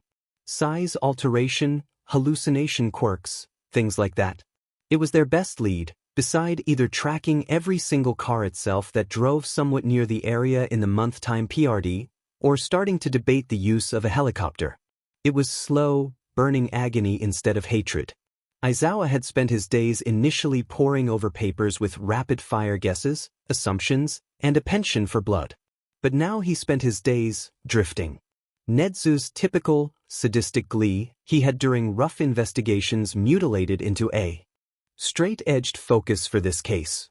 It was personal after all. While not all of the staff had a background with Oboro, several had. Namuri had, numerous times, fled her class to satiate another round of tears within the teacher's lounge. Hizashi did so as well, though he managed to swallow it down until lunch, where he'd escape to the rooftop where they all once sat and wail his sorrow. It was different for Nedzu. Back when Nedzu was still in his infancy of leadership for the school, he had opened a program to have legal guardianship over those without any to speak of. That's where Oboro had ended up. It always astounded Aizawa as to how Oboro could hold such bright, bountiful smiles with such a shitty home situation. Aizawa's wasn't much better, but Oboro always seemed so full of life, extending and overflowing with every breath he took. Oboro had been the very first for that program, the test run. There was a certain level of pride over that. And it had gone quite well. Oboro got some extra training on the side and a small, neat little dorm on campus. If all went well, the board was content to approve of an expansion with more buildings, more students, and more safety cemented into place. Then Oboro passed and all hadn't went well. The single dorm, small apartment Nedzu had finished during his freshman year was eventually torn down and the project scrapped. Nedzu had been through hell and back trying to resurrect the dream he once had and spent just as long grieving the student he believed he failed. Aizawa hadn't been aware of the relationship Nedzu and his friend held until after Oboro had been taken away. It became far too obvious in Nedzu's reaction. Frankly, Aizawa wasn't sure if the mammal crying would have helped more or less. Either way, the stilted silence had done its due diligence to make the grief ache all the more. And now, Nedzu was right back to that stilted silence, typing away at his keyboard when Aizawa visited his office. I expect an apology to Bakugo's parents this weekend, when you're available, Nedzu said curtly. Right. Aizawa chewed on his bottom, flaking lip as he watched the principal start looking over flight paths during the suspected PRD of loss. Hizashi, Ida, and Nemura all appealed to their emotions with tears. Nedzu did so with rigid focus. Aizawa was downright cruel at times. His current Hell class was already enduring quite a bit after their second day with All Might's lackluster lesson plan, and several of them had to go through some rounds with Recovery Girl. Bakugo Katsuki, a problem child with behavior issues, was one of the worst. Frankly, whatever idiot gave a kid that age those gauntlets was a downright fool. Kid nearly blew his hand off in a fit of rage over being defeated by Todoroki, his second-ranked problem child. What foolish boys. Aizawa couldn't speak better about himself. He had sent Bakugo out that evening, freshly healed and with a slip to go get a new uniform, since his had been misplaced when he had changed. It happened quite a bit, frankly. But what did Aizawa arrive to the next morning, with only a cup of black coffee in his hand to placate his anger? Bakugo Katsuki, with a new ruined uniform and a bruised face, insisting he see Recovery Girl again. The brat had gone out into a fight the night after he had his butt handed to him in front of his entire class, and thought he could get a free heal without any repercussions. Aizawa only realized he had completely lost his cool after his voice went hoarse. Yes, it had been quite stupid on Bakugo's fault. The boy very clearly didn't comprehend what being a hero was about, or that Recovery Girl's healing wasn't an expectation but a privilege. But that was what kids did. Aizawa barely had 3 days to whip the brat into shape. He was the one who let him remain in his class. He should have known better. Bakugo still refused to even elaborate how he had gotten hurt. Aizawa just sought to justify the injuries through some bizarre means due to his own personal issues. It could have been parental abuse, or he had been cornered, or whatever. In some other schools, Aizawa's temper tantrum would have seen him fired. This one simply sent him to apologize. Then again, in his own way, Netsu was doing the exact same. His anger just presented differently. Any updates? Aizawa asked, a faint hope forcing him to voice the question. Netsu's silence before his answer gave plenty. Even before he opened his mouth, Aizawa knew the answer.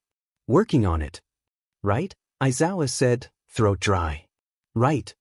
Oboro officially had spent one living, experienced week within the Midoriya household when Inko agreed to let the boy stay indefinitely there. He almost wished it had taken more work to convince her. Yet the woman gave a chipper smile, and Oboro Shirakumo was welcomed. It was cruel in a way. The kind of subtlety he thinks even Inko wasn't conscious of. Where only it stuck to her son, his eyes bristling with tears as he nodded. It had become increasingly clear to Oboro that just like him, Izuku didn't have anything to return to. Different boys in different times, and yet, there they both were, standing in the abyss of irrelevance. The mutual anguish was nearly comforting. I don't really know what I want to do, Oboro admitted the first night. Izuku's spare pajama pants hung above his ankles, the short length digging into his skin. Eventually, there would need to be clothing trips. Real, tangible, fitting fabric that wasn't the suit he was buried within. It's okay, you don't have to figure it out just yet, Izuku said. He was a soft one, this boy. Quiet and careful, yet daring and confronting. He confronted for others but barely for himself. No, I mean Oboro paused. It was difficult to articulate, but he was getting better at it. Dying made processing emotions and life itself far more upfront of a concern. I don't think I knew what I wanted back then either. Izuku blinked. His hands full of newly washed and folded bedsheets to disperse onto the floor. I want to help people, I always have, but I think at some point it stopped being about helping others and started being about feeling worthy. Feeling important. He picked at the skin of his nails. And then I saved people, I did it. I died a hero. You said it yourself, I was buried in the cemetery down by the train station. I died honorably and I hate it. And I feel guilty about it, being selfish like that, but I wish I never went into heroics. So I guess I'm saying I don't know what I want to do because I don't think I ever knew what I really wanted in the first place. Izuku nodded along, his eyes peering back toward his mountain of notebooks lining shelves. Hero notes for the future. Oboro suddenly felt like but his mood soured. Not saying your dreams are wrong or stupid, Oboro rambled quickly. Hey, it's totally cool. I think it might just be a me dying thing, you know? No, it's not just you. And the way Izuku looked so solemn with those words made Oboro's heart ache. That night, the two boys ducked underneath a makeshift fort of blankets and pillows, an orca-styled hero nightlight plugged in, as they gave everything. Every discussion possible to have was held. They spoke of parents, of being heroes, of wanting to help people. At what point, the two had pondered, did it stop being about helping? At what point did it become a way to validate themselves as an existence? Just how much of this profession had stopped being serious and started being romanticized? Oboro was allowed to leave the idea, wasn't he? He saved people. Died doing so. It wasn't fair to expect him to mindlessly march into it, to await the next weight of concrete upon his back. Nor was it fair to expect the same of Izuku, bullied relentlessly for daring to even dream of it. The others had long since barred the doors for such expectations. So what do we do then? Izuku asked, breathless. As if he was suffocating. I don't know. But that's okay, isn't it? Oboro asked. I'm just 17. I'm not even an adult. Why do I have to pick out my entire life career on a whim when I was 15? That doesn't sound fair, man. Izuku giggled at his strained tone. No, I guess it isn't. Oboro sighed dramatically and flopped down onto his pillow, smothering his face into it. It really was an unfair ordeal. His teachers all expected him to sign away his life's expectations without even having a car yet. But I don't know what I'd want to do, Oboro whined. They hype up heroism so much that I never had any backup plans. That was, like, the one thing they always said to do. Right? Izuku suddenly said. He leaned forward, green eyes fierce with interest. My teacher just assumed we all wanted to apply to U.A and put it on top of everyone's school goals sheet but mine. Oboro gawked. What the hell, that's brutal, man. Sorry that happened. It was horrible. I don't think it's even a Quirkless thing, it's like people base everyone's worth on if they could become a good hero or not, Izuku grumbled. And until I met All Might, I really wanted to be like him. I thought that using my quirk would make me cool, and that people would finally like me, and that he'd somehow find a way to make everything better and dash. Suddenly, Izuku cut himself off, and sank into the pillows below him. The fierce look abetted for something lighter. But I'm just glad that I brought someone back to life because you deserve it. Oboro smiled, suddenly feeling bashful. Crap, Izuku, you're going to make me blush. Thanks. The mutual silence was heavy between the two, where Oboro and Izuku savored it as his mother fretted in the kitchen for breakfast the next day. I think we should go and figure out what we want to do. If I'm getting a second chance at life, I want to figure it out this time. Properly. Izuku blinked, wide-eyed. The boy seemed to toe the line between innocence and trauma, as if his personality and experiences couldn't fully align. Too knowledgeable and too hopeful all at once. Let's go to things around town. Go play guitar, or paint, or join sports, or do anything, Oboro whispered, as if it was a secret for the two to treasure. He pressed up against the pillow bunched between his arms, the fabric cold against his cheek. I'm not in school, you have easy online classes and we're young. Izuku paused for a moment. The boy was such an obvious thinker, he mumbled and moved his hands frantically, as if documenting everything. The low tone of his words carried out half-baked ideas to dwell upon that were nearby. Watching Izuku think encapsulated everything inherently fascinating about him. As if he was a cog of machines, a perfect harmony of gear that ticked in the form of something grander. Some leaked snippets spoke of rivers and parks. Others boasted that of painting classes, theaters, all sorts of random experiences the two could partake in. And Oboro enjoyed all of it, each idea tucked away just as he did his chin against the pillow, kicking his feet. Oboro could imagine happiness in that life. Frankly, Oboro could be content just listening to Izuku ramble for hours on end. Whenever he had free time, when classes and training gave way to lazy evenings, threw on YouTube analytical videos. Izuku would be good at that. Maybe that could be added to the list, later in the line. I'd like that, Izuku said. It'd be nice to have a genuine friend. It's a deal, Oboro said, all smug. First thing tomorrow, we go get boba. What? Izuku gawked. Boba? Yeah, boba. They still have it, right? Well, I mean yeah, Izuku said awkwardly. But I don't get the hype. What do you mean you don't get the jipe? It's boba, Izuku. Boba. I dunno, I really don't like clumps in my drinks. I always never expect the rubber ball. Rubber ball, Izuku, we gotta find you the right boba. This is unacceptable, Oboro chastised. Izuku laughed, smothering the tune into his own pillow.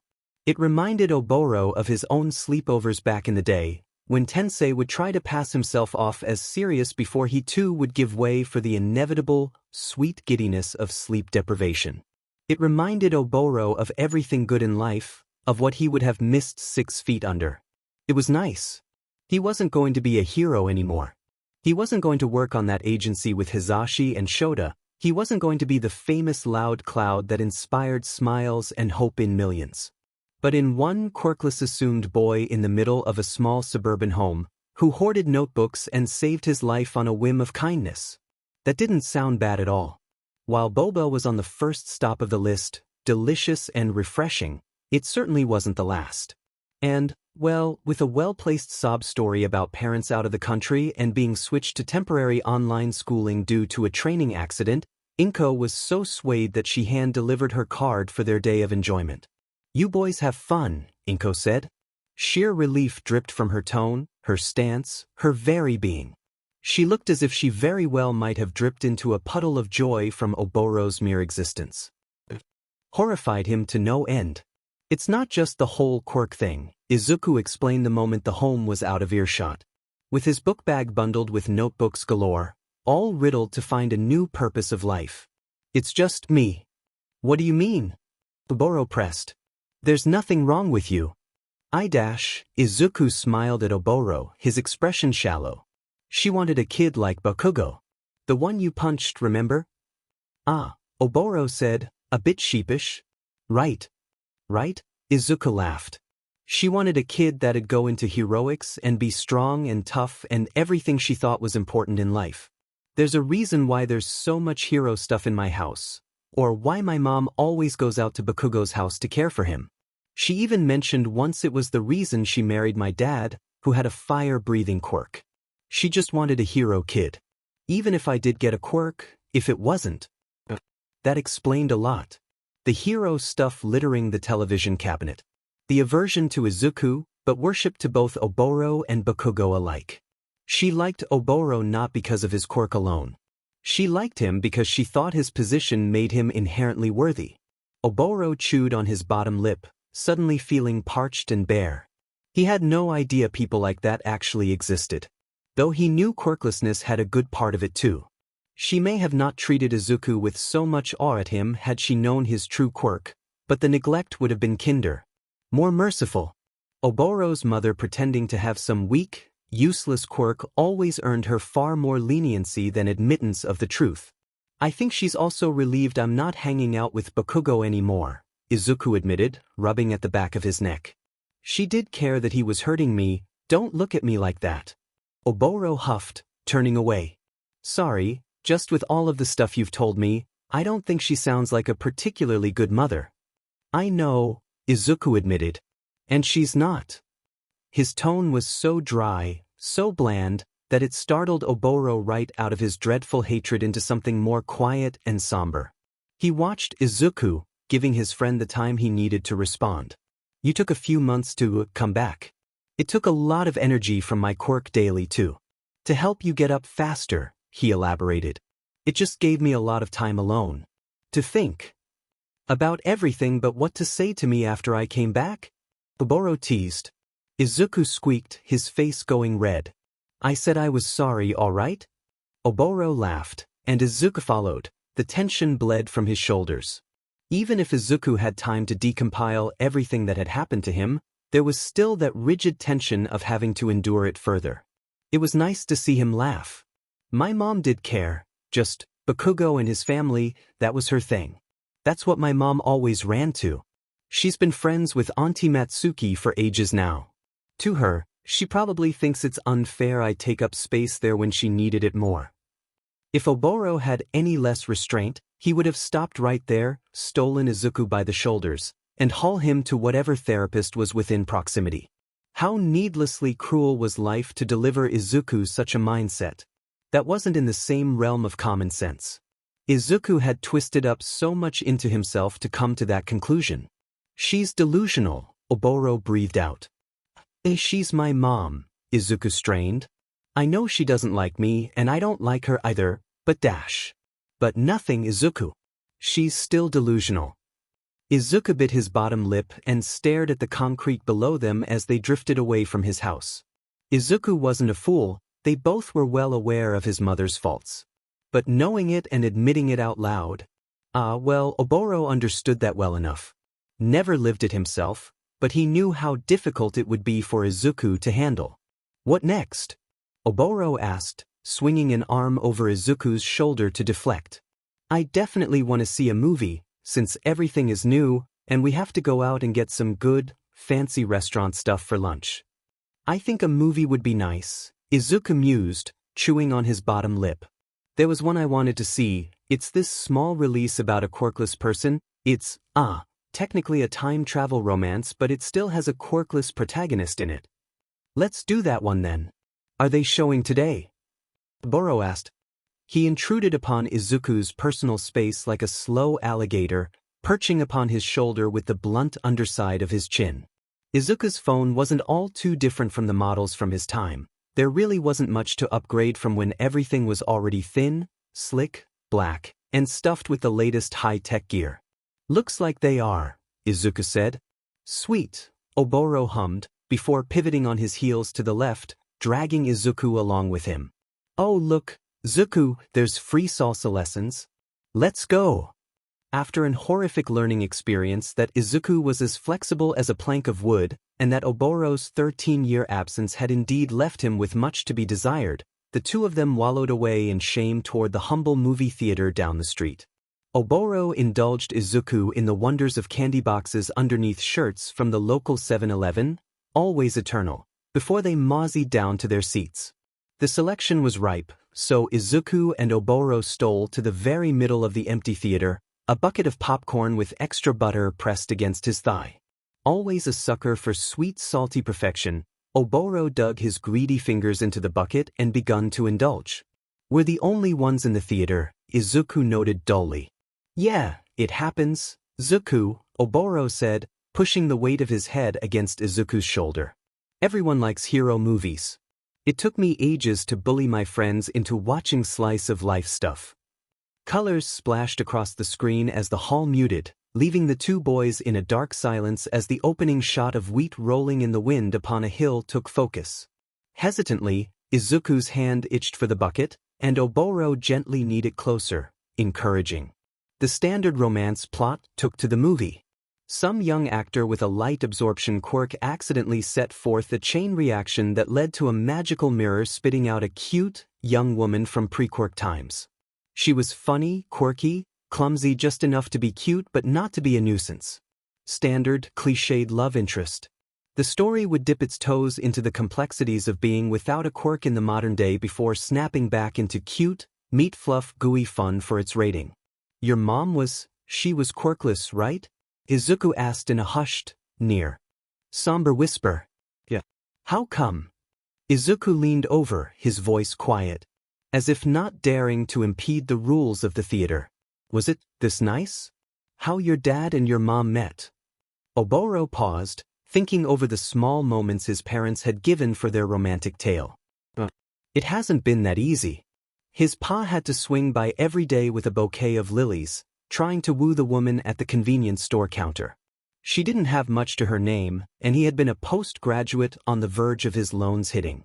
They made it work, but it hadn't come easily.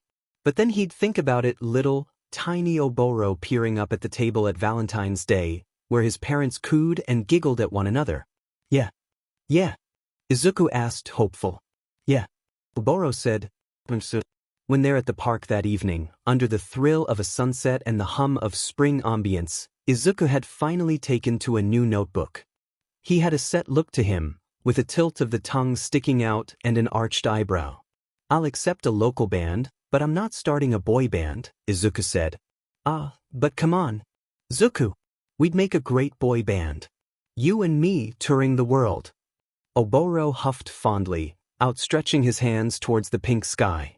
I play kazoo, you are the lead singer, we hire some guy to look hot and do drums and we're in. God no! Izuku squawked, looking mortified. Oboro roared with laughter, patting his shoulder as he went red from embarrassment. I'm not writing that onto the list. But what if it's my dream, Zuku? Then you can go alone. I'll be your #1 fan and I'll make sure to even write all those crazy letters famous people get. Thank you, thank you. I can now achieve all of my dreams. Izuku smiled, leaning against the new spine of his notebook, ideas for the future. Art, writing, history, music, all sorts of random ideas they briefly looked into at school, now temptation for them to explore. Izuku, all smug and excited, made Oboro suddenly want to lurch up and take on the sun itself. He felt warm, humming, ready to take on the world that he once left with a new, near-frenzied determination. Once upon a time, Izuku had neatly assorted Bakugo Katsuki into the title of Adrenaline Junkie and had left it right there. Perfectly sat under the worn tag, like yes, that had been where the boy belonged. Hadn't it? Though, under the scrutiny of comparison against Oboro, the house of cards fluttered down. How could an alive boy seeking out validation of strength possibly compare to that of a boy seeking to prove his heart still thrummed with life after death swept him away? Because Oboro? Oboro was insatiable. He drew in chicken scratch, he sung too croaky, he danced in wobbly movements but laughed in pure bliss during it all. There was so much earnest enjoyment from his failures that Izuku couldn't help but be whisked away all the same, giggling and smiling with infectious joy. Oboro chased everything with equal enthusiasm and ensured Izuku was well defined in the space as he did so.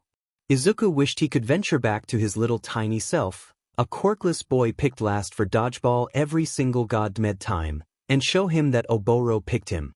Izuku picked Oboro, and the boy returned the favor, tried and true. He gave up his whole life's future, everything he had aspired for before, to chase something new and bright with Izuku. It was odd how easy it had been to simply set aside his hero notebooks and aspirations as a whole. After years of sticking to it, to yearning for more. Well, it shouldn't have been a surprise. The moment that Oboro had confessed his woes with his death, his deep-seated regret he hadn't been able to comprehend. No, the moment All Might had sworn away Izuku as a whole for an ill-fitted Quirk status. Izuku knew when his doubts had really begun. It had been the first time the HPC had swept into their downtown neighborhood, clipboard and appropriate bribing tones at the ready. They really did give an earnest fight to the Bakugo family regarding Katsuki's future. Alas, for Mitsuki had smelled a rat, and they were sent out in a scurrying manner. When they had ran out, Izuku had been over, playing a game of hide and seek with Bakugo. He was always so bad at it back then. Izuku thought Kaken just was really bad at finding him. "Who are you, little one?" the nice lady had asked. Mitsuki charged out of her front door, a hot-headed mama bull. "Don't you dare go near that boy either. Izuku is quirkless, he doesn't have anything you want." A poor guided, blunt way to protect the boy. It had done just the job, with the woman suddenly backing away as if he was plagued. And Izuku watched her, his bottom lip wobbling, knowing he had a quirk with a one-time, bright red button. Tempting. Something to validate him, his existence, his worth, as a whole. But Izuku had used it. He was now a qualified, fully drained, run-of-the-mill quirkless boy. At the very least, he had someone with him.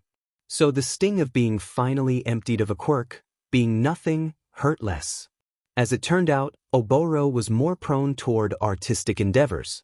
So when, the following week, the local art club broke out their ancient pottery kiln and offered each signed participant a small club of clay, Oboro had all but bounced up and down on his cloud as he ushered Izuku to. Pottery, as it turned out, was not Izuku's thing. He's quite terrible with his hands, thick and dainty somehow at the same time. It was more akin to attempting to build a vase from a pair of knives over any meaningful progress. Oboro's own skills enamored Izuku's tenfold, with his cup more of a melted bowl with lopsided handles than anything else.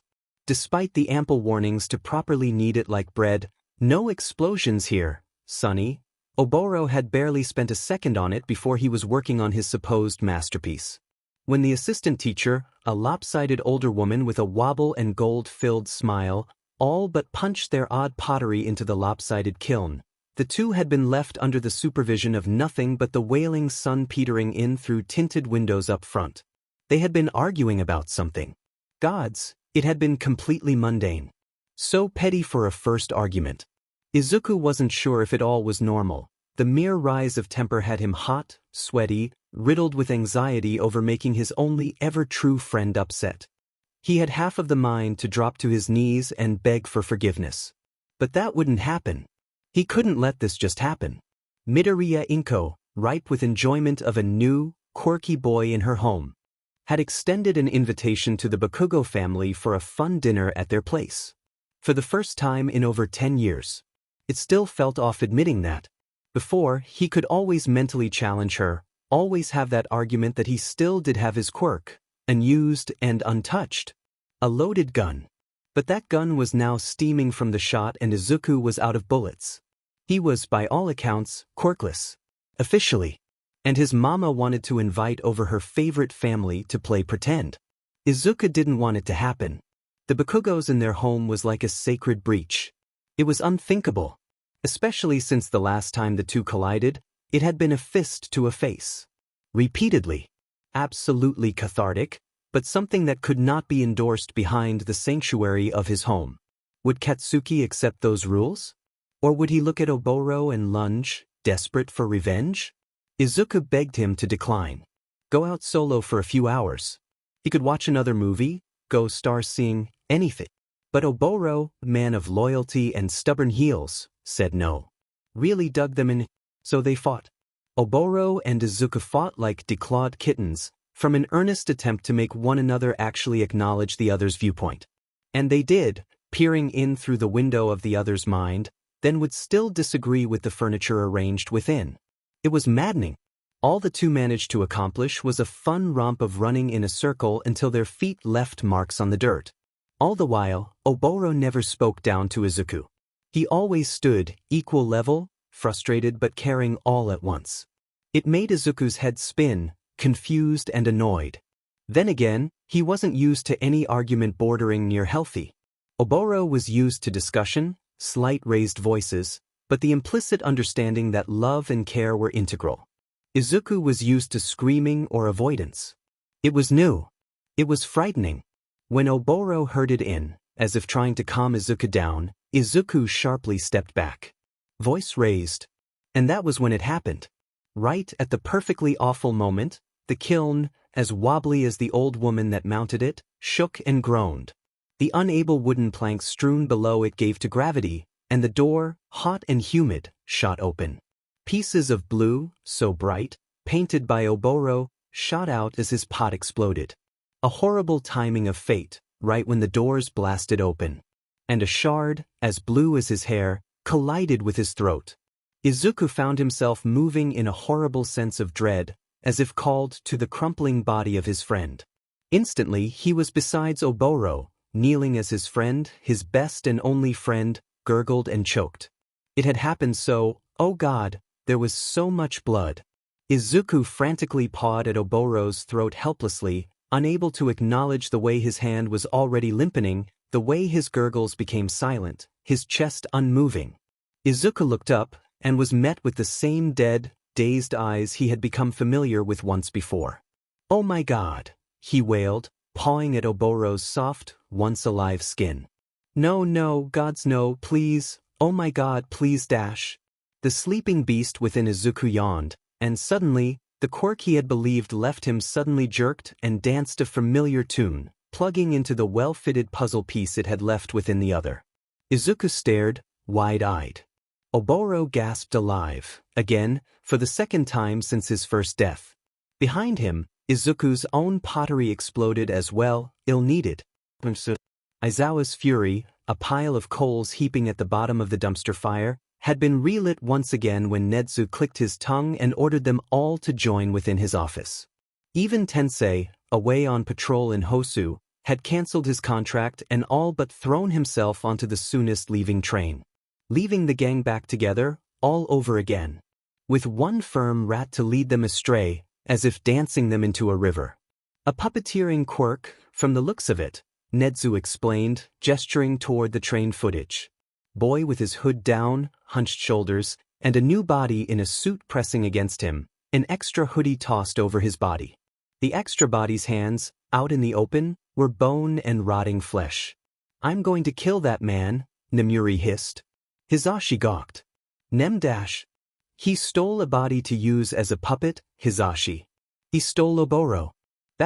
It's so cruel, Nemuri said, gagging on her own words. Please tell me you have a name. Unfortunately, no, Nezu said. Aizawa wanted to scream. The body is clearly being moved by the boy, with slight effort into standing on its own, so it's very likely a puppeteering quirk. That does considerably narrow down the suspect pool, though, and it means we can start cracking into the illegal body trafficking within the area that boy left the train on. If it is body trafficking, it means the boy they're using likely isn't from the area. You know how these functions work. They steal a few and then bail. Whoever that is on the train with Oboros, they probably left town by now. Tensei said. Yes, likely, Nezu hummed. But we have a lead. I can start looking for boys within the teenage age with puppeteering quirks geared toward humanoid subjects within Japan that would have been within the area at this time. This significantly makes things easier on my end. Aizawa nodded. Gods, he hated this. He knew the kind of rings stolen bodies rotated within. Undead soldiers, fighting matches of corpses against corpses. People's stolen remains put on for show at shady nightclubs and the most dangerous of gatherings. Some people were truly, utterly sick. Oboro. Oboro's body had likely been paraded around for months by this point, something for the worst of society to gawk at. Shota grit his teeth together and wanted to vanish. What Izuku had come to assume with his quirk was a one-time come and go. That his touch would steal it away into the night, never to be seen again. Izuku supposed that, ultimately, his understanding of the quirk was a lackluster grasp of straws. It made more sense now that, instead of burning away into ash once used, it simply attached itself to Oboro. I guess the quirk only lets me bring one person to life, Izuku had murmured to Oboro, under the stars of rolling hills the two had escaped to. A dinner declined in favor of them running amok outside, riddled with anxiety and paranoia. Because things like this didn't just happen. People just didn't get killed by mismanaged pottery and brought back to life every day. Forever. That's amazing, Zuku, Oboro whispered, off fluttering his words away. It made Izuku's ears hum from. Embarrassment, no doubt twinged with pink. Yeah, it really is, Izuku said, flexing his fingers. Oboro hauled himself up from his back onto his knees, pressing his fingers against his chest. Izuku, do you know what this means? Like, effectively immortal. As his fingers flexed, the street lamps nearby caught the curve of his neck, where a new, pink, silvery scar displayed on the rightmost side. You've saved my life. Twice now. And what an event that had been, huh? Izuku had been in such a whirlwind of anxiety, shock, and horror to even contemplate what had happened. But afterwards, when the two were scurrying away like roaches stinking of spray, he had nothing left to do but think. Oboro Shirakumo had died. A second time. Absolutely drenched in blood from a blood vessel torn open by a misplaced pottery shard. What rotten luck Oboro had. He had been alive for a grand total of 2 weeks, and had died due to a ridiculously timed accident. Izuku's quirk had snapped up to healing most of the cut before the old lady had trembled back in, neatly fainting from all of the blood. The two barely managed to talk her down from calling the police when Oboro had sprung up, sharp as ever, and spewed something about his quirk amplifying blood loss. It was stupid, based on nothing but pure desperation. A quirk like that couldn't exist, not the way Oboro described it, but the old woman lapped it up and sent the two on the way after they helped mop up his blood. Oboro remained jolly the whole way, but Izuku knew him enough by that point to know when he was pushing aside thoughts. His hands shook the whole way. Oboro seemed content to not talk about how his second death had been, and Izuku didn't poke. The scar hadn't even fully settled yet. The skin around it still puffed, red and angry. I think it's a one-way connection, Izuku said. Life support. I give you my life energy to keep you sustained. A little Oboro and Izuku took up residence in his notebook. Really simple drawings, frankly. Oboro took to filling in tiny Izuku's cheeks with freckles, humming for the subject to continue his analysis. So instead of it being a one-and-done deal, I think it's more like I had one outlet to plug into me, so I plugged yours in. I'm keeping you indefinitely charged with my own energy. But you said you had to touch me to get it to work again, Oboro pointed out. Would that mean you could swap in someone else's plug temporarily? No, Izuku paused, searching for words. It's more like I had to specially warp my outlet to fit you. If that's the best way to put it. It's like I had a blank port, and whatever adapter I fit into it would turn it into that. You're USB, so I stuck you in, and now it only fits USB. But you're the only USB left, does that make sense? Sorry, I'm rambling. Nah, it makes sense, Oboro said, big ol' grin stretched onto his face. Was just wondering. That's amazing, Izuku. Seriously. Izuku looked down at his fingers, aching and raw. He didn't just bring Oboro back to life once. He could do it forever. Oboro was immortal as long as Izuku was around. What a terrifying, exhilarating thought. The news came when his mama was home. The television babbled in the background as Oboro wooed her once again. For once, she stuck around at home, a pot tossed onto the stove. Oboro had taken to plenty of distractions as of late. Izuku wasn't sure if it was healthy or not. But he hadn't been the one to die twice. So Izuku offered his support as much as he could, letting the only undead man in existence come to him whenever he was ready. What words could Izuku offer?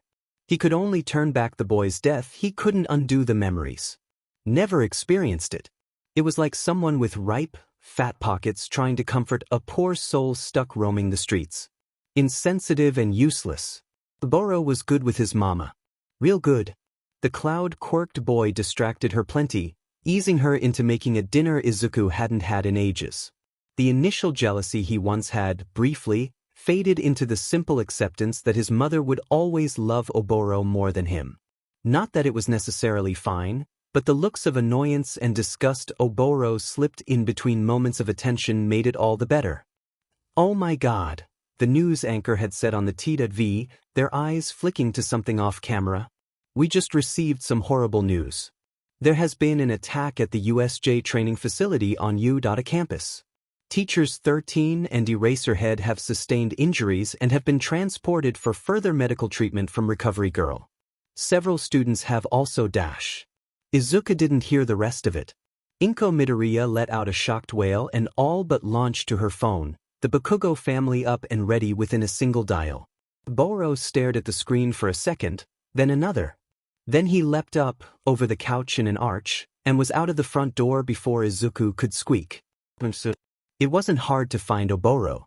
Even during the busy lunch rush of a typical Wednesday, Oboro stuck out like a sore thumb. Izuku was plain. Oboro was different, the purple thumb of the hand. The one who always dragged in attention first, with his bright hair and smile alike. Instead, that usual smile, rigid and firm, had given way for fat tears. Oboro? Izuku asked, hauling but. God, Oboro was fast. Izuku fanned his shirt to alleviate the sweat gathering, no doubt his shirt pit-stained. Hey, it's okay. Oboro had talked about Shota Aizawa a few times. Always a clever one, that one. Stunk of coffee and perpetual exhaustion. It hadn't been hard to find out where he went later in life. After all, Eraserhead was a rather unique name, even if he stuffed himself underground. Zuku, Oboro croaked. I'm here, Izuku eased. Hands on his shoulders, arms, squeezing. What do you need? Oboro ate in a breath. I dunno what to do. I don't want him to die, I want to help him, but he's in recovery right now. You heard the news report. He was hurt, but he's alive, Izuku offered, near awkward. I know. Then I know, I don't know what to do, Oboro sniffed. He reached up, fingerless gloves soaked with salted tears. He's my friend, I want to make sure he's okay, but I can't. A pause escaped, and the boy is in a breath. straightened his back and rolled his shoulders. I'm sorry. It's fine, Izuku whispered. Some woman near them eyed the two boys cautiously, bundled up her baby, and briskly walked away. Confused and not too willing to indulge teenagers with her attention or effort. Snorted, sniffling as he rubbed away his tears. The tops of his knuckles were soaked. For a moment, Izuku dared to imagine him as some distant relative, where the crying gene was raw and true. You don't have to make any decision to see or not see them yet, you know. Izuku gently guided Oboro toward the obvious point. You can see Aizawa eventually. When you're ready.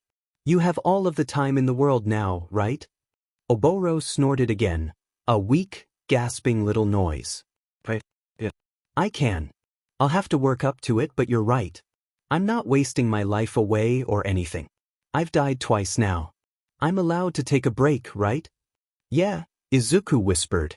He tucked up close, the hug warm. Yeah. Oboro wonders, briefly, if he was being selfish. An infinite amount of health strewn out before him, and Oboro couldn't be bothered to use it for good. What power could a hero offer when effectively immortal? So many drew back, eyes raw and sore as they had to acknowledge the limit of their physical livelihood. Some were struck from their grand paths with nothing left to speak of it, crippled and bedbound after one unfortunate encounter. In a way, people had come to expect those with suited quirks to sacrifice everything in a colorful costume. It was, to some, an obligation. Repay the society that allowed them such power in the first place. That was something the Hero Commission prided itself upon. They'd help people train early to become heroes. After all, they were destined for it regardless. Oboro sometimes wondered that, if he were raised on some quiet farm out in a field with no mention of heroics, would he have still succumbed to applying to U.A? Or was it something people had taught him was desirable? Saving people, wanting to help, was the foundation to Oboro. Genetics built into his blood. But sometimes he wondered if his blood ran thin, if somehow he was an inherently bad person. Oboro Shirakumo was an effectively immortal being with a hero training background. Oboro Shirakumo did not want to die again. Oboro did not return to UA. What a selfish little thing, no? He hoarded up his infinite lives like an adult hissing at children on Halloween, his basket ripe with candy. So many lives could be saved if Oboro Esikidid up and made the journey down to UA, made faces at Ned's hidden cameras, and re-enrolled himself into the curriculum. Instead, Oboro got very, very good at making paper cranes from used notebooks Izuku dreaded even looking at. Maybe death stole away his selflessness. Or maybe dying twice was a good enough reason for anyone to pat themselves on the back and rid the guilt that came with such a decision. Izuku had pointed out how none but Oboro alone had the right to judge his decisions. Though, in a way he did certainly judge himself for being a hypocrite. On one of their typical exploration days, the two teenage boys had taken a long, quiet day to the local gaming cafe. Just an hour away, so surely local in a broad sense. Considering it was the only one within an hour train ride distance. Oboro's luck was a finite, odd thing.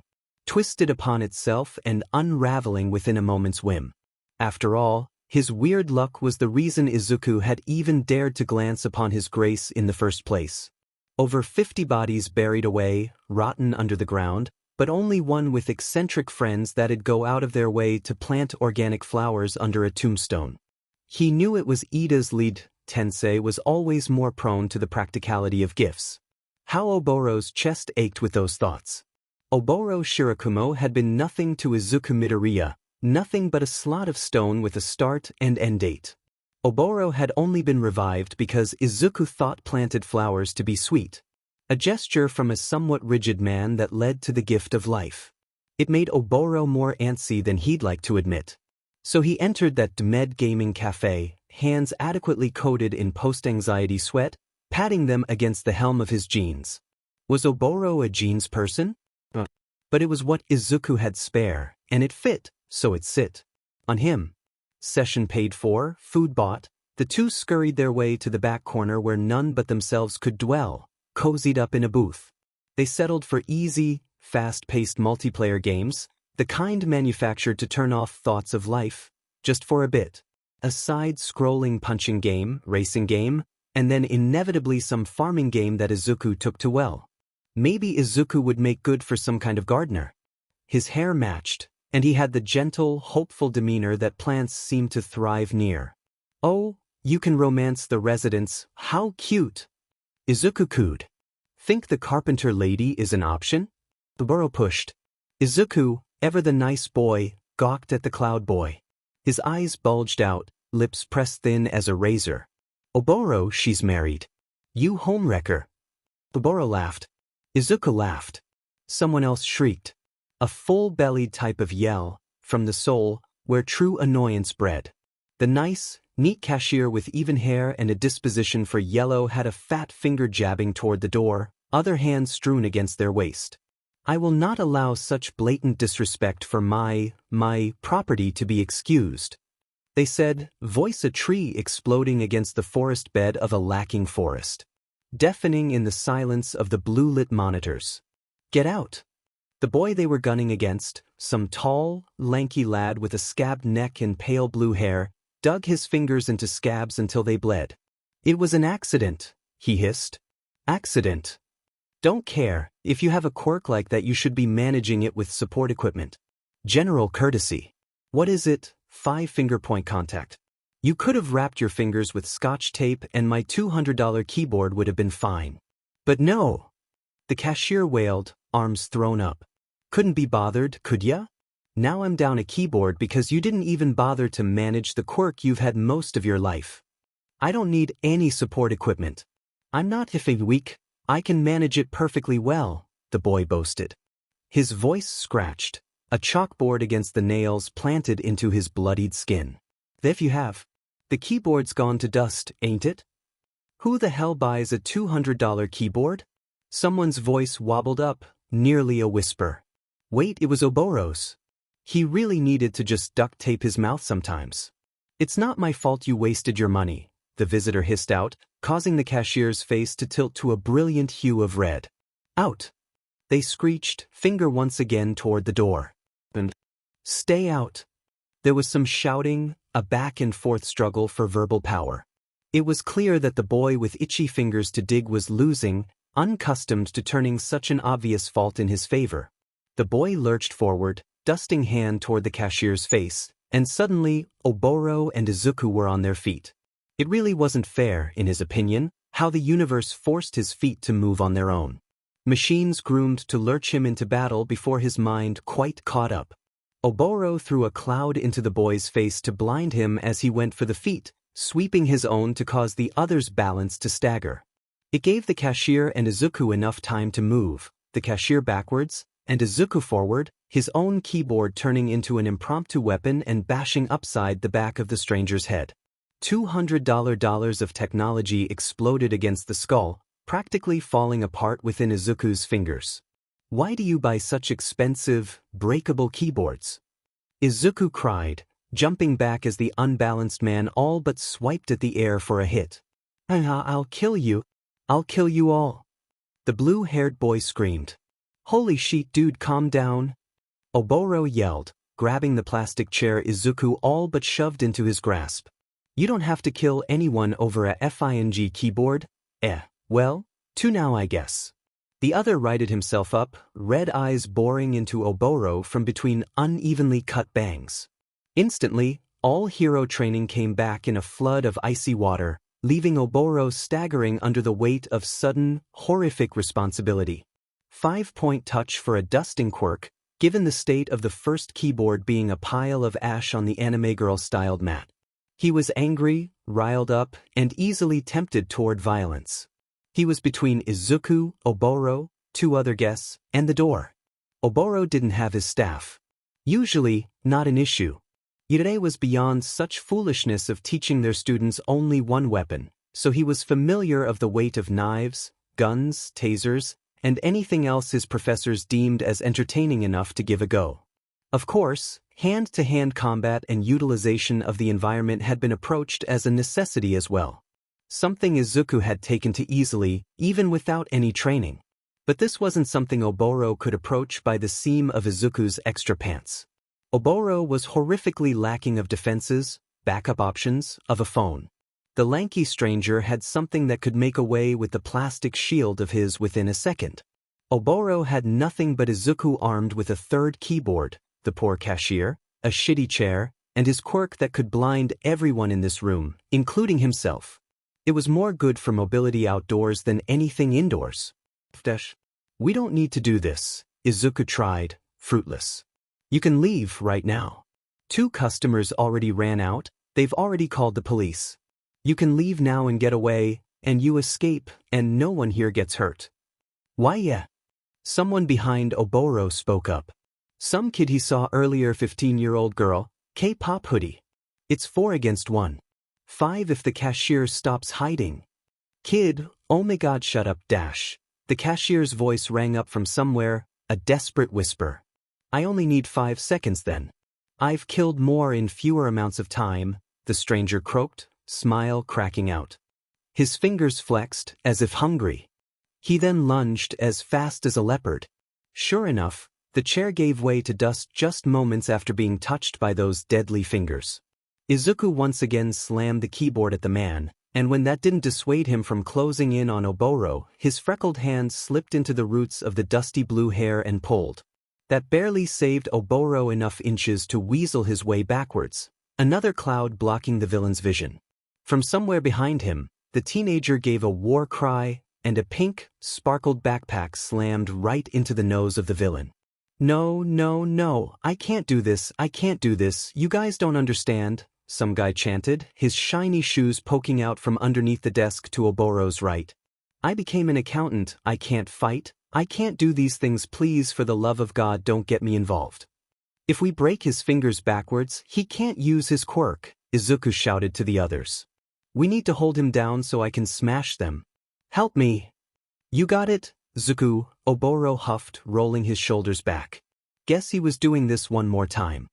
His veins hummed with the pulsating lava that his blood had become, ripe with reflexes and terror alike.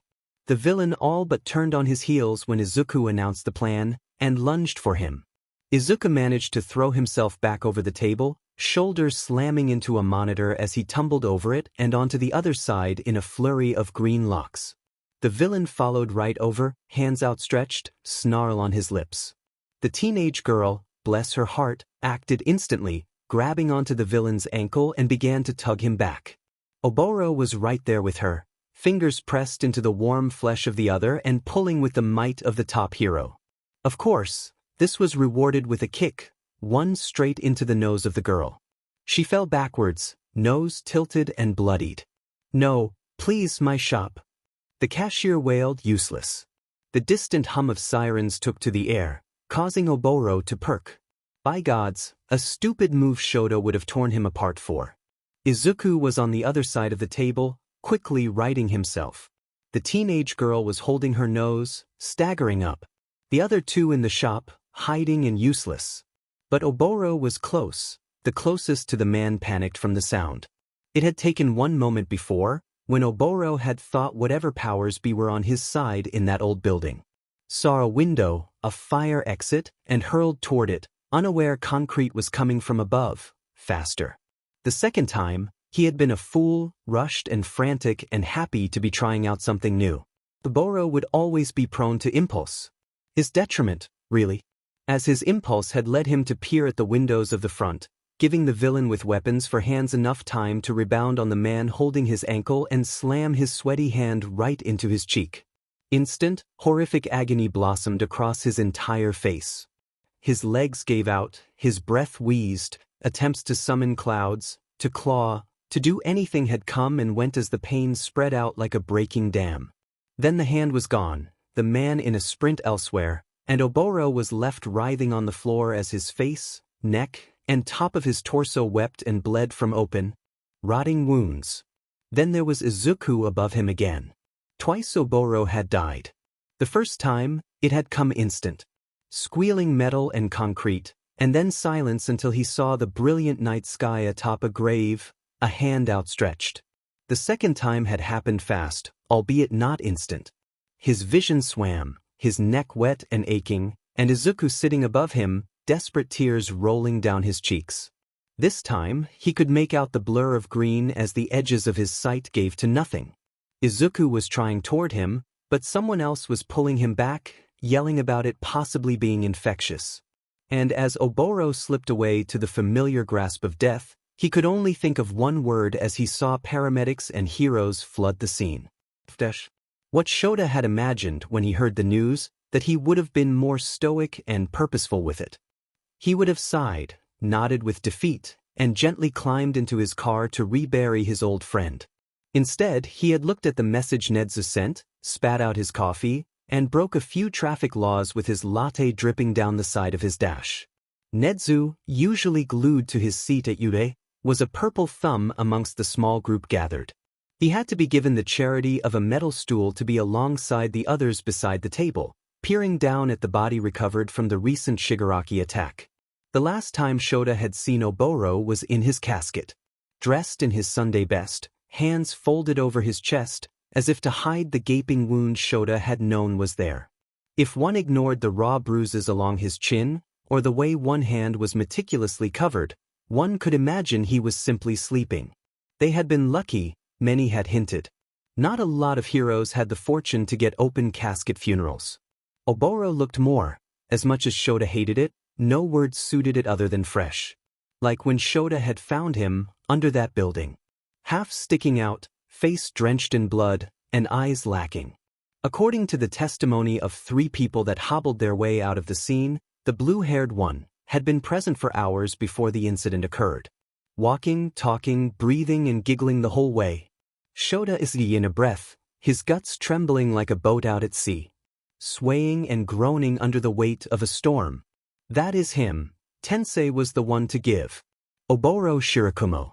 I'd recognize that face anywhere. Even if it was Dash. His voice broke. Shota understood, considering half of his face, his neck, and right shoulder were more rotten decay than anything else. A horrifically painful way to go. Shota knew from experience how rancidly awful that quirk was. The question was why the hell Oboro, sweet wonderful Oboro, had died to it. When he died 13 years ago. And you said the estimated time of death on the body is?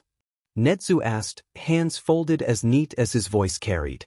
The mortician flinched. He fumbled for his crooked glasses. This afternoon, just like I said earlier. Ahem. And quirk involvement? We did the check, per your request, and no quirk is being used on this body, the man hurried out. Nezu said. His snout twitched. Go do it again. The man squeaked and hurried away, as if aflame from the principal's gaze. What does this mean?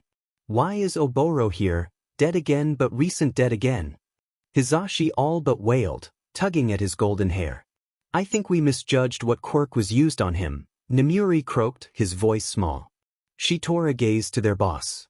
But those types of quirks just don't exist, Nezu. Right? They can't, they're not supposed to. Shota stewed in the silence that took place, picking at the rounded corners of his nails until they bled. There really wasn't denying that, somehow, Oboro Shirakumo had been a walking, talking boy once again. The store owner had attested to him making some bad joke, grin wide, cocky, and sincere. He had stolen to the corner booth, always get the corners, show, always. Oboro had insisted, back when he could. You get extra leg room, and no one is going to creep up on a corner booth. With some strange boy. Looked pretty plain, the other 3 had said. Humans weren't supposed to develop abilities, and yet, one boy was born shining, Nezu said. He paced on the 1-foot width of the stool he perched upon, tail ever so slightly wagging. And then a girl was born able to breathe water, and then indeed. Then a few animals developed quirks. Is that not the wonder of evolution? We evolve constantly, mutate into something new. Why, Aizawa, you yourself are only a second-generation quirk nullifier mutation. If we consider the timeline of quirk's existence as a whole, the ability to prevent one's quirk from activating is a recent development. So, you're saying he actually, Shota breathed out as if he had been drowning this whole time. A brief respite of air before the current of his reality swept him back under. That isn't fair, Hizashi wailed, clawing at his weeping eyes. You're saying Oboro was possibly brought back to life by a quirk and what? Died again? So we just get the stupid, horrible privilege to bury him twice. What I'm saying is that we need to begin to track the boy who had been with him at that location. If we can figure out what quirk was in play, we could determine if our hopes should have been up or not. Netsu flicked his tail before he scurried down the side of the stool, as if it was a ladder. I believe I could likely borrow the computer upstairs to remote into my programs at UA and begin that process without having to leave Oboro. Come along, everyone. Izuku really had put in effort to try and track Oboro, his body. He did. He threw up his hood, tried to hide the GG of horror at the flashes of memory that wafted into his mind at random intervals, and chased the ambulance from side streets all the way until his legs gave out beside some spray-painted dumpster in the alleyway. It had been an earnest attempt, but Izuku was raw on practice ever since he moved to online school. Sticking inside instead of running from relentless bullies would lessen muscle. Only when the next day swept around had the announcement come onto the air regarding some blue-haired hero that had saved the day in a local gaming cafe. The owner wept during an interview. "Ruined," they cried out. "I'm ruined. All of my best products destroyed." The ping of guilt that rushed to his mind was pushed aside when the reporter had come back onto screen, the microphone a tad bit too close to her lips. Every other sentence clipped right before she could finish the final syllable, her hoarse ears twitching. "You heard it here, folks. Due to difficulty finding the family of the deceased, his body is being kept at downtown HAK morgue until anyone can identify his remains. If anyone is dash." Izuku scrawled the name of the location hastily onto a sticky note, crammed it into the back of his phone case, and bought a train ticket. His mama, ever so inquisitive about everyone but Izuku, had pondered aloud about Oboro. It was easy to dissuade her with promises of him away on an overnight hero excursion, leading to the plump woman to patter away in the now unusually silent home. Oboro had been the glaring light of a lamp, sat perfectly within the center of a dark room. Without him, Izuku and his mother were flickering candles who barely gave anything. It was a mutual acceptance. The train engulfed in the night to fetch Oboro was almost familiar to Izuku, who pressed his bare cheek against the cool window to watch as blurred lights passed. This time, he hadn't needed a shovel. Just a flashlight and lockpick kit he had hastily thrown together months prior. A black hoodie tied around his waist, with a small hole where he once tied an all-might keychain to. The train lurched and groaned, and Izuku deposited himself a block away from the morgue. It was one thing to dig up a body in a well-kept but lacking cemetery, it was another to break into a morgue. Was anyone aware of Izuku's first crime, where he soiled his hands and emptied a casket? He wasn't sure. The news hadn't dared to tread upon it. If an angered old friend had looked into private investigation services, Izuku imagined he would have been caught by then. That cemeteries lacking visitors and subtly had been the reason for its selection. But a morgue was different. They meticulously counted and kept and paid attention, which meant cameras. Izuku could wipe his hands of this, in theory. He had granted Oboro life twice, in fact. His original plan had been to rise a once-dead soul, drop them off, and wipe his hands of it all. Alas, that theory was as loose as a conspiracy. Izuku knew better. So, like a fool, he snuck in through the window with the hoodie on and tiptoed around the halls in a hunt for the room with the bodies. Which was easy to find, as the ingenious architecture was meant for things to be found. Especially the thick, bold metal plates stamped to the door. The fridge room, appropriately labeled, crept a chill up Izuku's spine until his whole body spasmed with shivers.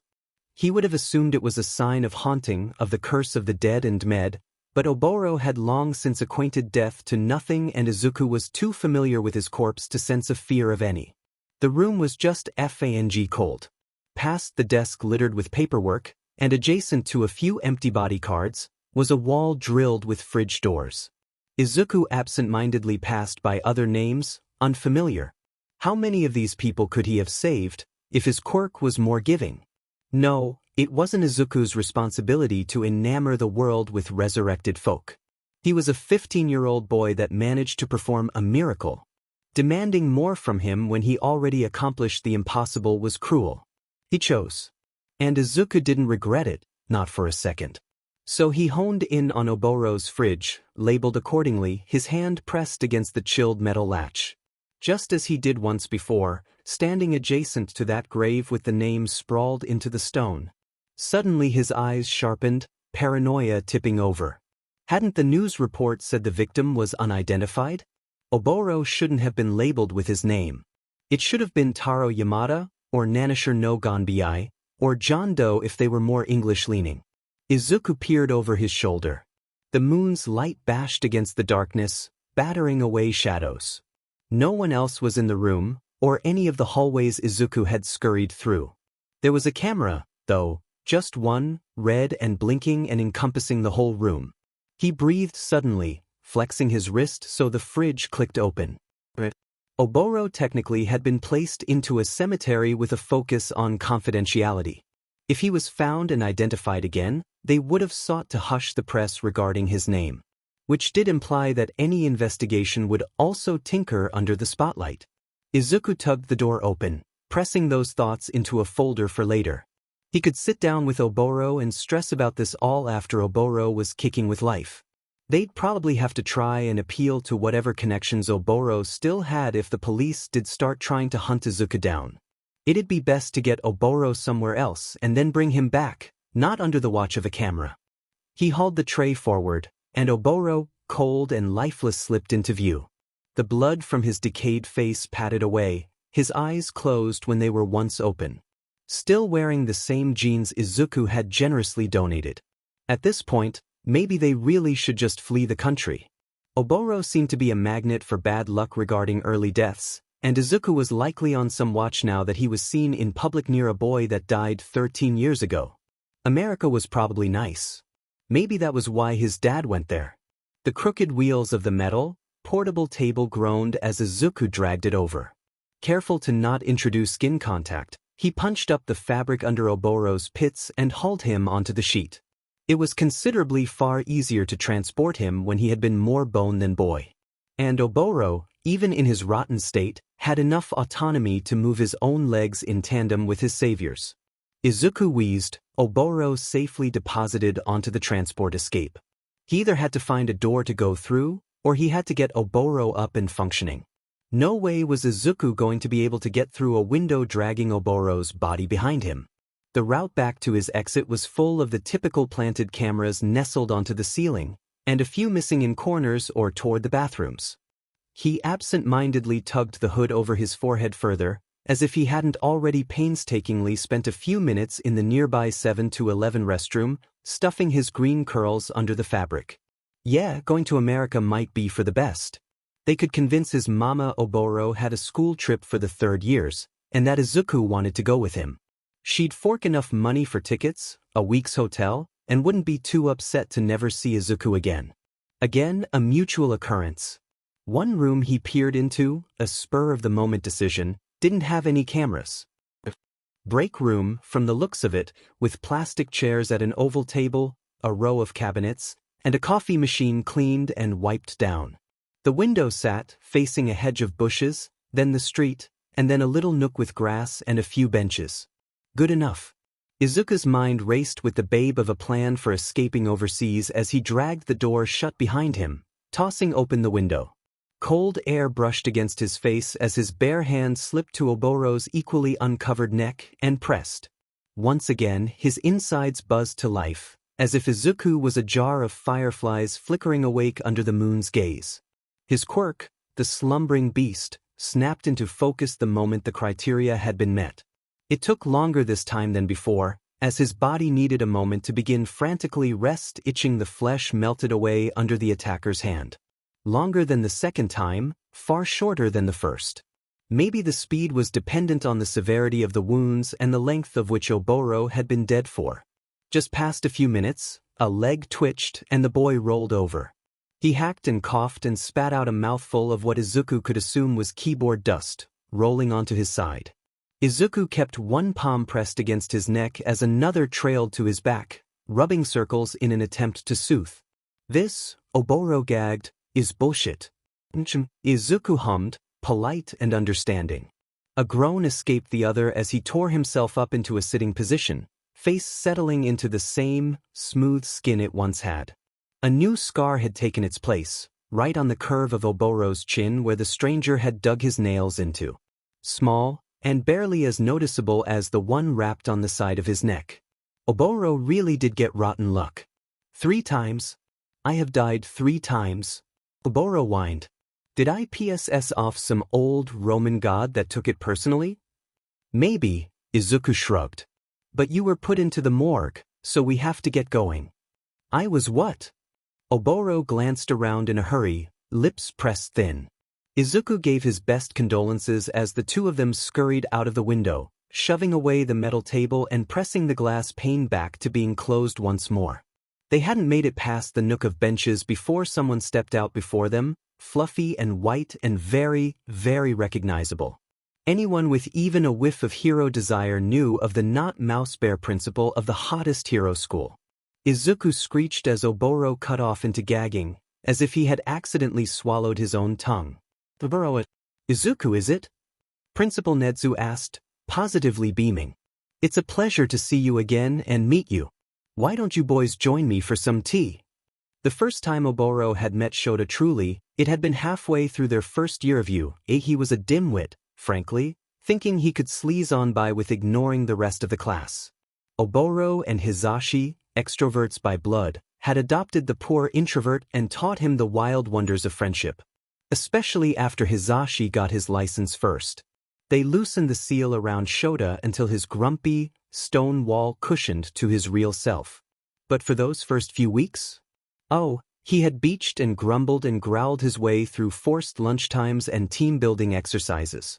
So it was a breath of fresh air, frankly, that the second time they met all over again, Shota had hurled whatever coffee mix he had over his shoulder and all but tackled Oboro into the tightest hug of his life. Which, yeah, was expected. Even with the anxiety building up in his gut, Oboro choked out his breath and held back with everything he had. There were several cries around the room, anguish, surprise, relief, as more bodies thumped against Shota's back, almost knocking the two over. The first thing that struck Oboro in tandem with Shota was how old everyone was. Something he had come to dread, like a rolling tide of storm clouds amidst a warm summer day. He knew that he would have had to confront the idea eventually, but experience was a different beast. They were taller, more muscular. Hizashi's shoulders were wider and Nemuri had grown out her hair past what her shoulder length used to be. Tensei and Shota were arguably the most identical to their teenage years, and yet the changes were tenfold. All of them wore hero costumes, official and gleaming. Tensei had forehead wrinkles. He wasn't all too surprised Nedzu had shooed him off to go see the others while he kept Izuku for tea. Nedzu was good with being practical, where he put aside emotions in favor of getting things done. He had kept Oboro long enough to ensure he was the real deal, asked a few questions about the Quirk, and waved him off to go see the others in the side room. Oh gods, Oboro, you're here. Nemuri wailed, cupping his cheeks, her own face wet with tears. Oboro went to go reassure them, to tell them that it was okay because he was there. In moments between bristling fear of abandonment, Oboro had spent his time daydreaming about the assurances he would give his friends if they met again. Cheer them on. Even took moments to peer at Izuku's phone while he was in the shower to garner where their careers had taken them. Instead, what came out of Oboro's mouth was a choked-off laugh, bitter and sweet. God, you guys look so old. Nemuri went from tears to giggles in moments. It was near easy to go back into their group's groove. Her hand found his head, a noogie incoming. Shota scoffed, the sound as familiar as breathing. Hizashi chuckled, bright and loud as a bird's chirps in the early morning. Tensei didn't make any audible sound, but despite that, Oboro could hear the fluttering of his lashes as his eyes dramatically rolled. We look old? You look young. Hizashi argued, his voice aired with relief. And you're alive, Tensei said. His voice was so high Oboro nearly fretted he'd float away. The hug eventually receded, hesitation on its tail. The entire group lingered near him, as if ready to pull him back within their arms at the slightest danger. Reminiscent of their first freshman year internship, Hizashi, with the snot of a swamp gunked in his hair, hovering about the boy they saved from drowning as if the water would chase him down. We can't believe it. We'd been searching for months trying to figure out who took your body, Shota whispered. And you're alive, Oboro. Alive. Is this temporary, is it dash? No, full-on heart-beating, aging stuff. Had to go shave a few days ago. Still got my genetics forcing a beard onto me, Oboro joked, trying to lighten the weight against his chest. But I had no idea you guys were looking for my body. I'm sorry. I would have said something sooner if I had known I dash. That, oh no, Oboro, no, that doesn't matter. Air escaped after the words, like a wheeze she always carried in her back pocket. You're alive, by gods you're alive. None of that mattered anymore. Hisashi spoke as he moved forward, the distance far too much for the golden extrovert. I mean, we definitely do wish you'd had tried coming to tell us, but we get why you didn't. I'm just happy that you're alive, Oboro. You get why. Despite how small the room was, it still came out as an echo. Oh, Tensei said, blunt as ever. Nedzu, once he realized you had been alive, went through all footage within a mile radius with a face tracker while we waited for the boy seen with you to find you. We all watched it since we had to be sure it was you and not someone else wearing your face. Wrinkles coated Oboro's face as he scrunched the skin up, tight in confusion. How exactly would they have? Oboro had a very public meltdown. Cried about being abandoned and sobbed all of the way back to Izuku's modern, downtown home with a small fenced-in yard and prick of a mother. It also explained why Bakugo came to classes absolutely bruised to hell. You got him good. Shota hummed. Oboro's face flamed red, as daring as the sun's warmth. Wait, you became a teacher? You? Oboro asked, jabbing a finger at Shota. Mr. Grumpy Pants McGee is a teacher? Well, we all are. Hisashi giggled. Minus Tensei. He wanted to stay close to his family, since they lived too far from UA. Soon, Namuri said, elbowing into his gut. We'll convince him soon. He had looked into them briefly, but more so their hero names and hero accomplishments instead of their side gigs. And yes, the news had repeatedly pointed out their accomplishments in protecting you today, but Oboro had assumed it to be Nedzu having them on quick call. He did that a lot with other non-Yudata heroes back when Oboro was a student. Was the world spinning on its axis? Was he brought back to life in a far, far away alternate universe where unicorns existed and Shota tolerated more people in heroics? His death must have really thrown them for a loop. He could see that in retrospect. After all, the first death his body endured was enough to tailspin him into quitting heroics for the rest of his multiple lives. Dying to the ache of decay hadn't prettied the concept of returning. It could remain a vague notion, unapproached by reality, for all he cared. Never mind about that, are you guys? I know you said you're fine with it, but I never even tried to talk to you guys dash. Oh honey, no. Namuri said quickly, nearly in a panic. Oboro, you died. It's fine that you took time to process that. We were the ones who assumed the worst, and you and your friend didn't know about that regardless. It's fine. Shota took both a breath and a moment. Oboro could see the cogs churning, finding a way to express himself without coming off as an but. Shota's ability to articulate with that due process had been in its infancy, back in their days of teenage friendship. Now, it had grown to a more appropriate amount of waiting. It did hurt that you didn't feel comfortable enough with us, and that we had to endure grief while you still lived, but you did die on duty. There really isn't anything we can do to judge you about your decisions after death. Only you can. So don't look at us like that, alright? We got to see you alive again after 13 years. A few months of waiting we could do. Per typical vulnerable Shota fashion, his sudden wave of care and genuine words immediately broke Oboro out into a sobbing mess. Perhaps it had been the combination of fear and anxiety that dwelled upon him the moment he realized he and Izuku had been caught, along with the simple, sweeping relief that everything was just fine and dandy. Everything would just be all right. They threw themselves toward him, hugging him into the group once more. Oboro sobbed against whichever friend's chest he was pressed against, all of the worries over the past month draining away into sweet, blissed relief. Somewhere else within the building, Izuku Midoriya was having a very different experience. Nedzu had quickly done an up and down of Oboro, filed the basic questions out, and sent him off down the hall to meet with his old friends.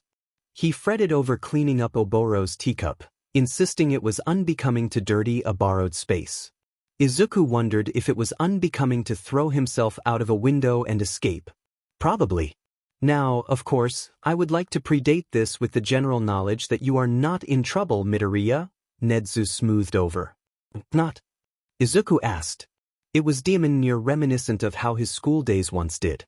The most the teachers had done, outright malicious, was to lure Izuku into false promises of immunity so he would blab about something that inevitably would get him in trouble. But there was a difference between the average middle school teacher 2 years from retirement and the most intelligent creature to ever roam Earth. Especially since Oboro had always told high tales of Nezu's love for any talent, regardless of quirk or species. The reason Oboro had lackluster outcomes in the system was due to his mother being quirkless. Meant he had the recessive gene.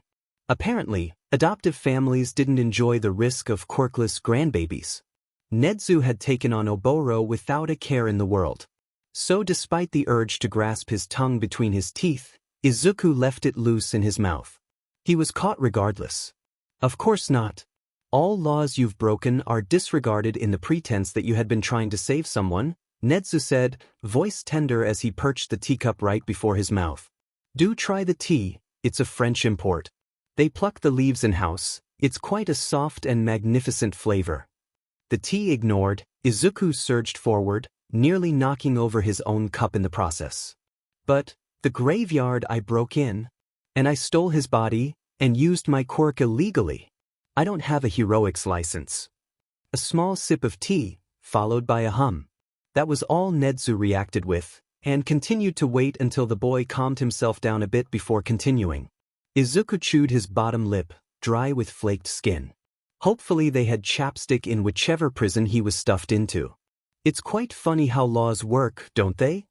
Nezu asked, a short, brief little smile quirked into his expression. Yes, it is illegal to fight villains. To save others, as it is also illegal to use one's quirk to trespass. However, did you know that any acts under the guise of medical attention are considered legal? What? Izuku asked. You weren't trying to fight any villains or insert yourself into a disaster and get in the way of rescue heroes. Trespassing laws are set to be bypassed if anyone needed medical attention within restricted areas. Why? It'd be foolish to assume someone would have to sit and twiddle their thumbs while someone else suffocated on the other side of a fence on private property, no? Nor are medically inclined quirks prohibited to usage. In fact, the wording on quirk laws actually encourages healing quirk use if needed. It's more so geared toward discouraging anyone without training from getting in the way of heroes when they fight, not to prevent people from saving lives. I'd argue a quirk that could bring back the dead is quite a powerful healing one indeed. Izuku's face flushed under the compliment, a foreign concept from anyone beside Oboro. So I'm going to be registered, then. It doesn't matter. My quirk only works on one person, and I chose Oboro. It won't help anyone else. Nezu blinked and then chuckled. Gods no, he said quickly. I myself know how terrible some people can be treated if certain people caught wind of this. We won't be bringing any attention to this. You can just do that? Of course, no need to tattle if it had just put you into more danger. Izuku gawked. It really had just been that easy.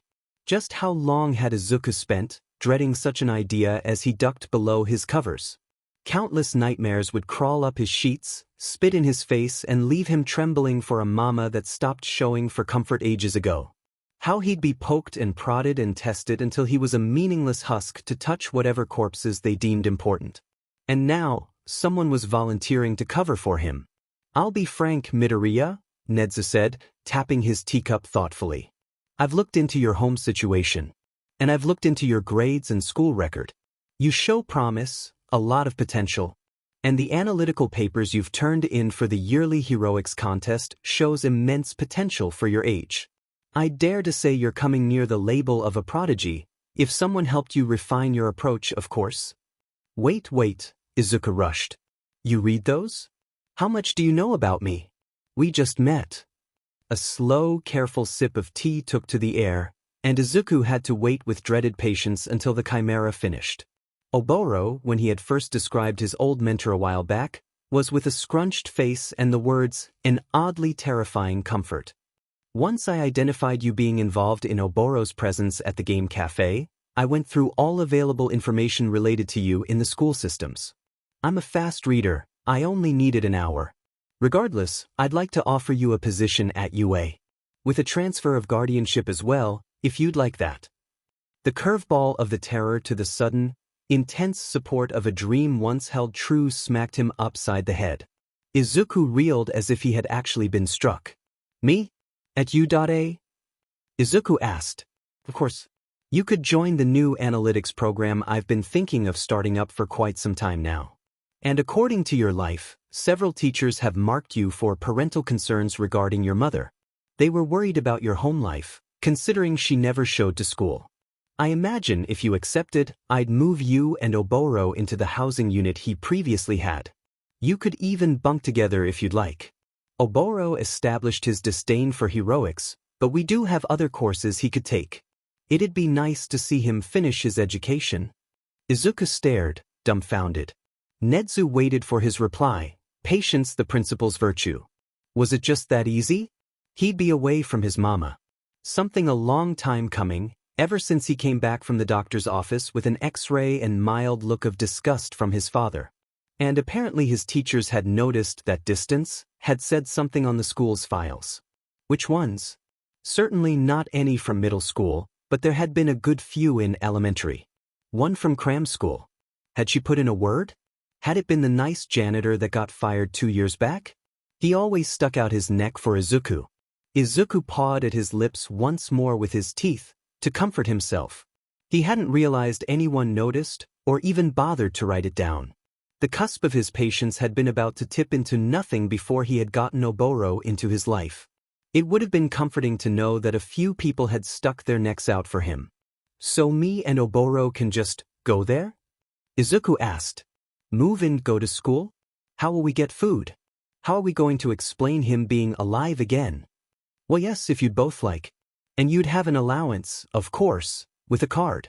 And as for Oboro, he didn't have much of an extended family to speak of. To keep his whole resurrection a secret, we can simply give him a new identity under witness protection. Yuta has done it before, it wouldn't be much of a hassle.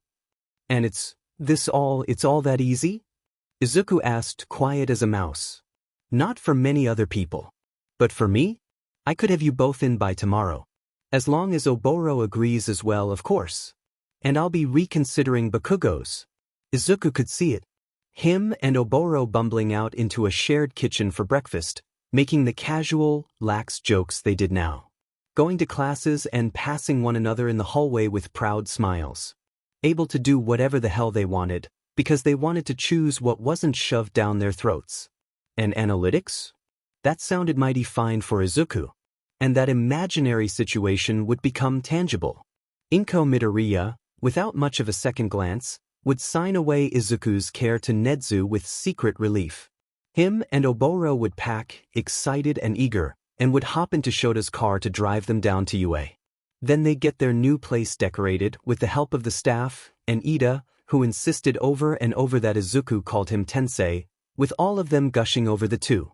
Namuri would cup Izuku's cheeks and giggle over his freckles, before they all had dinner together, discussing the month Oboro and Izuku had spent together.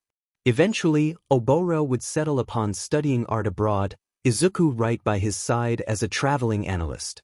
For that moment, though, Izuku simply sighed and finally cupped the tea Nedzu had offered. Still warm to the touch. Okay. Izuku whispered, hope blossoming within him once more. I'd like that.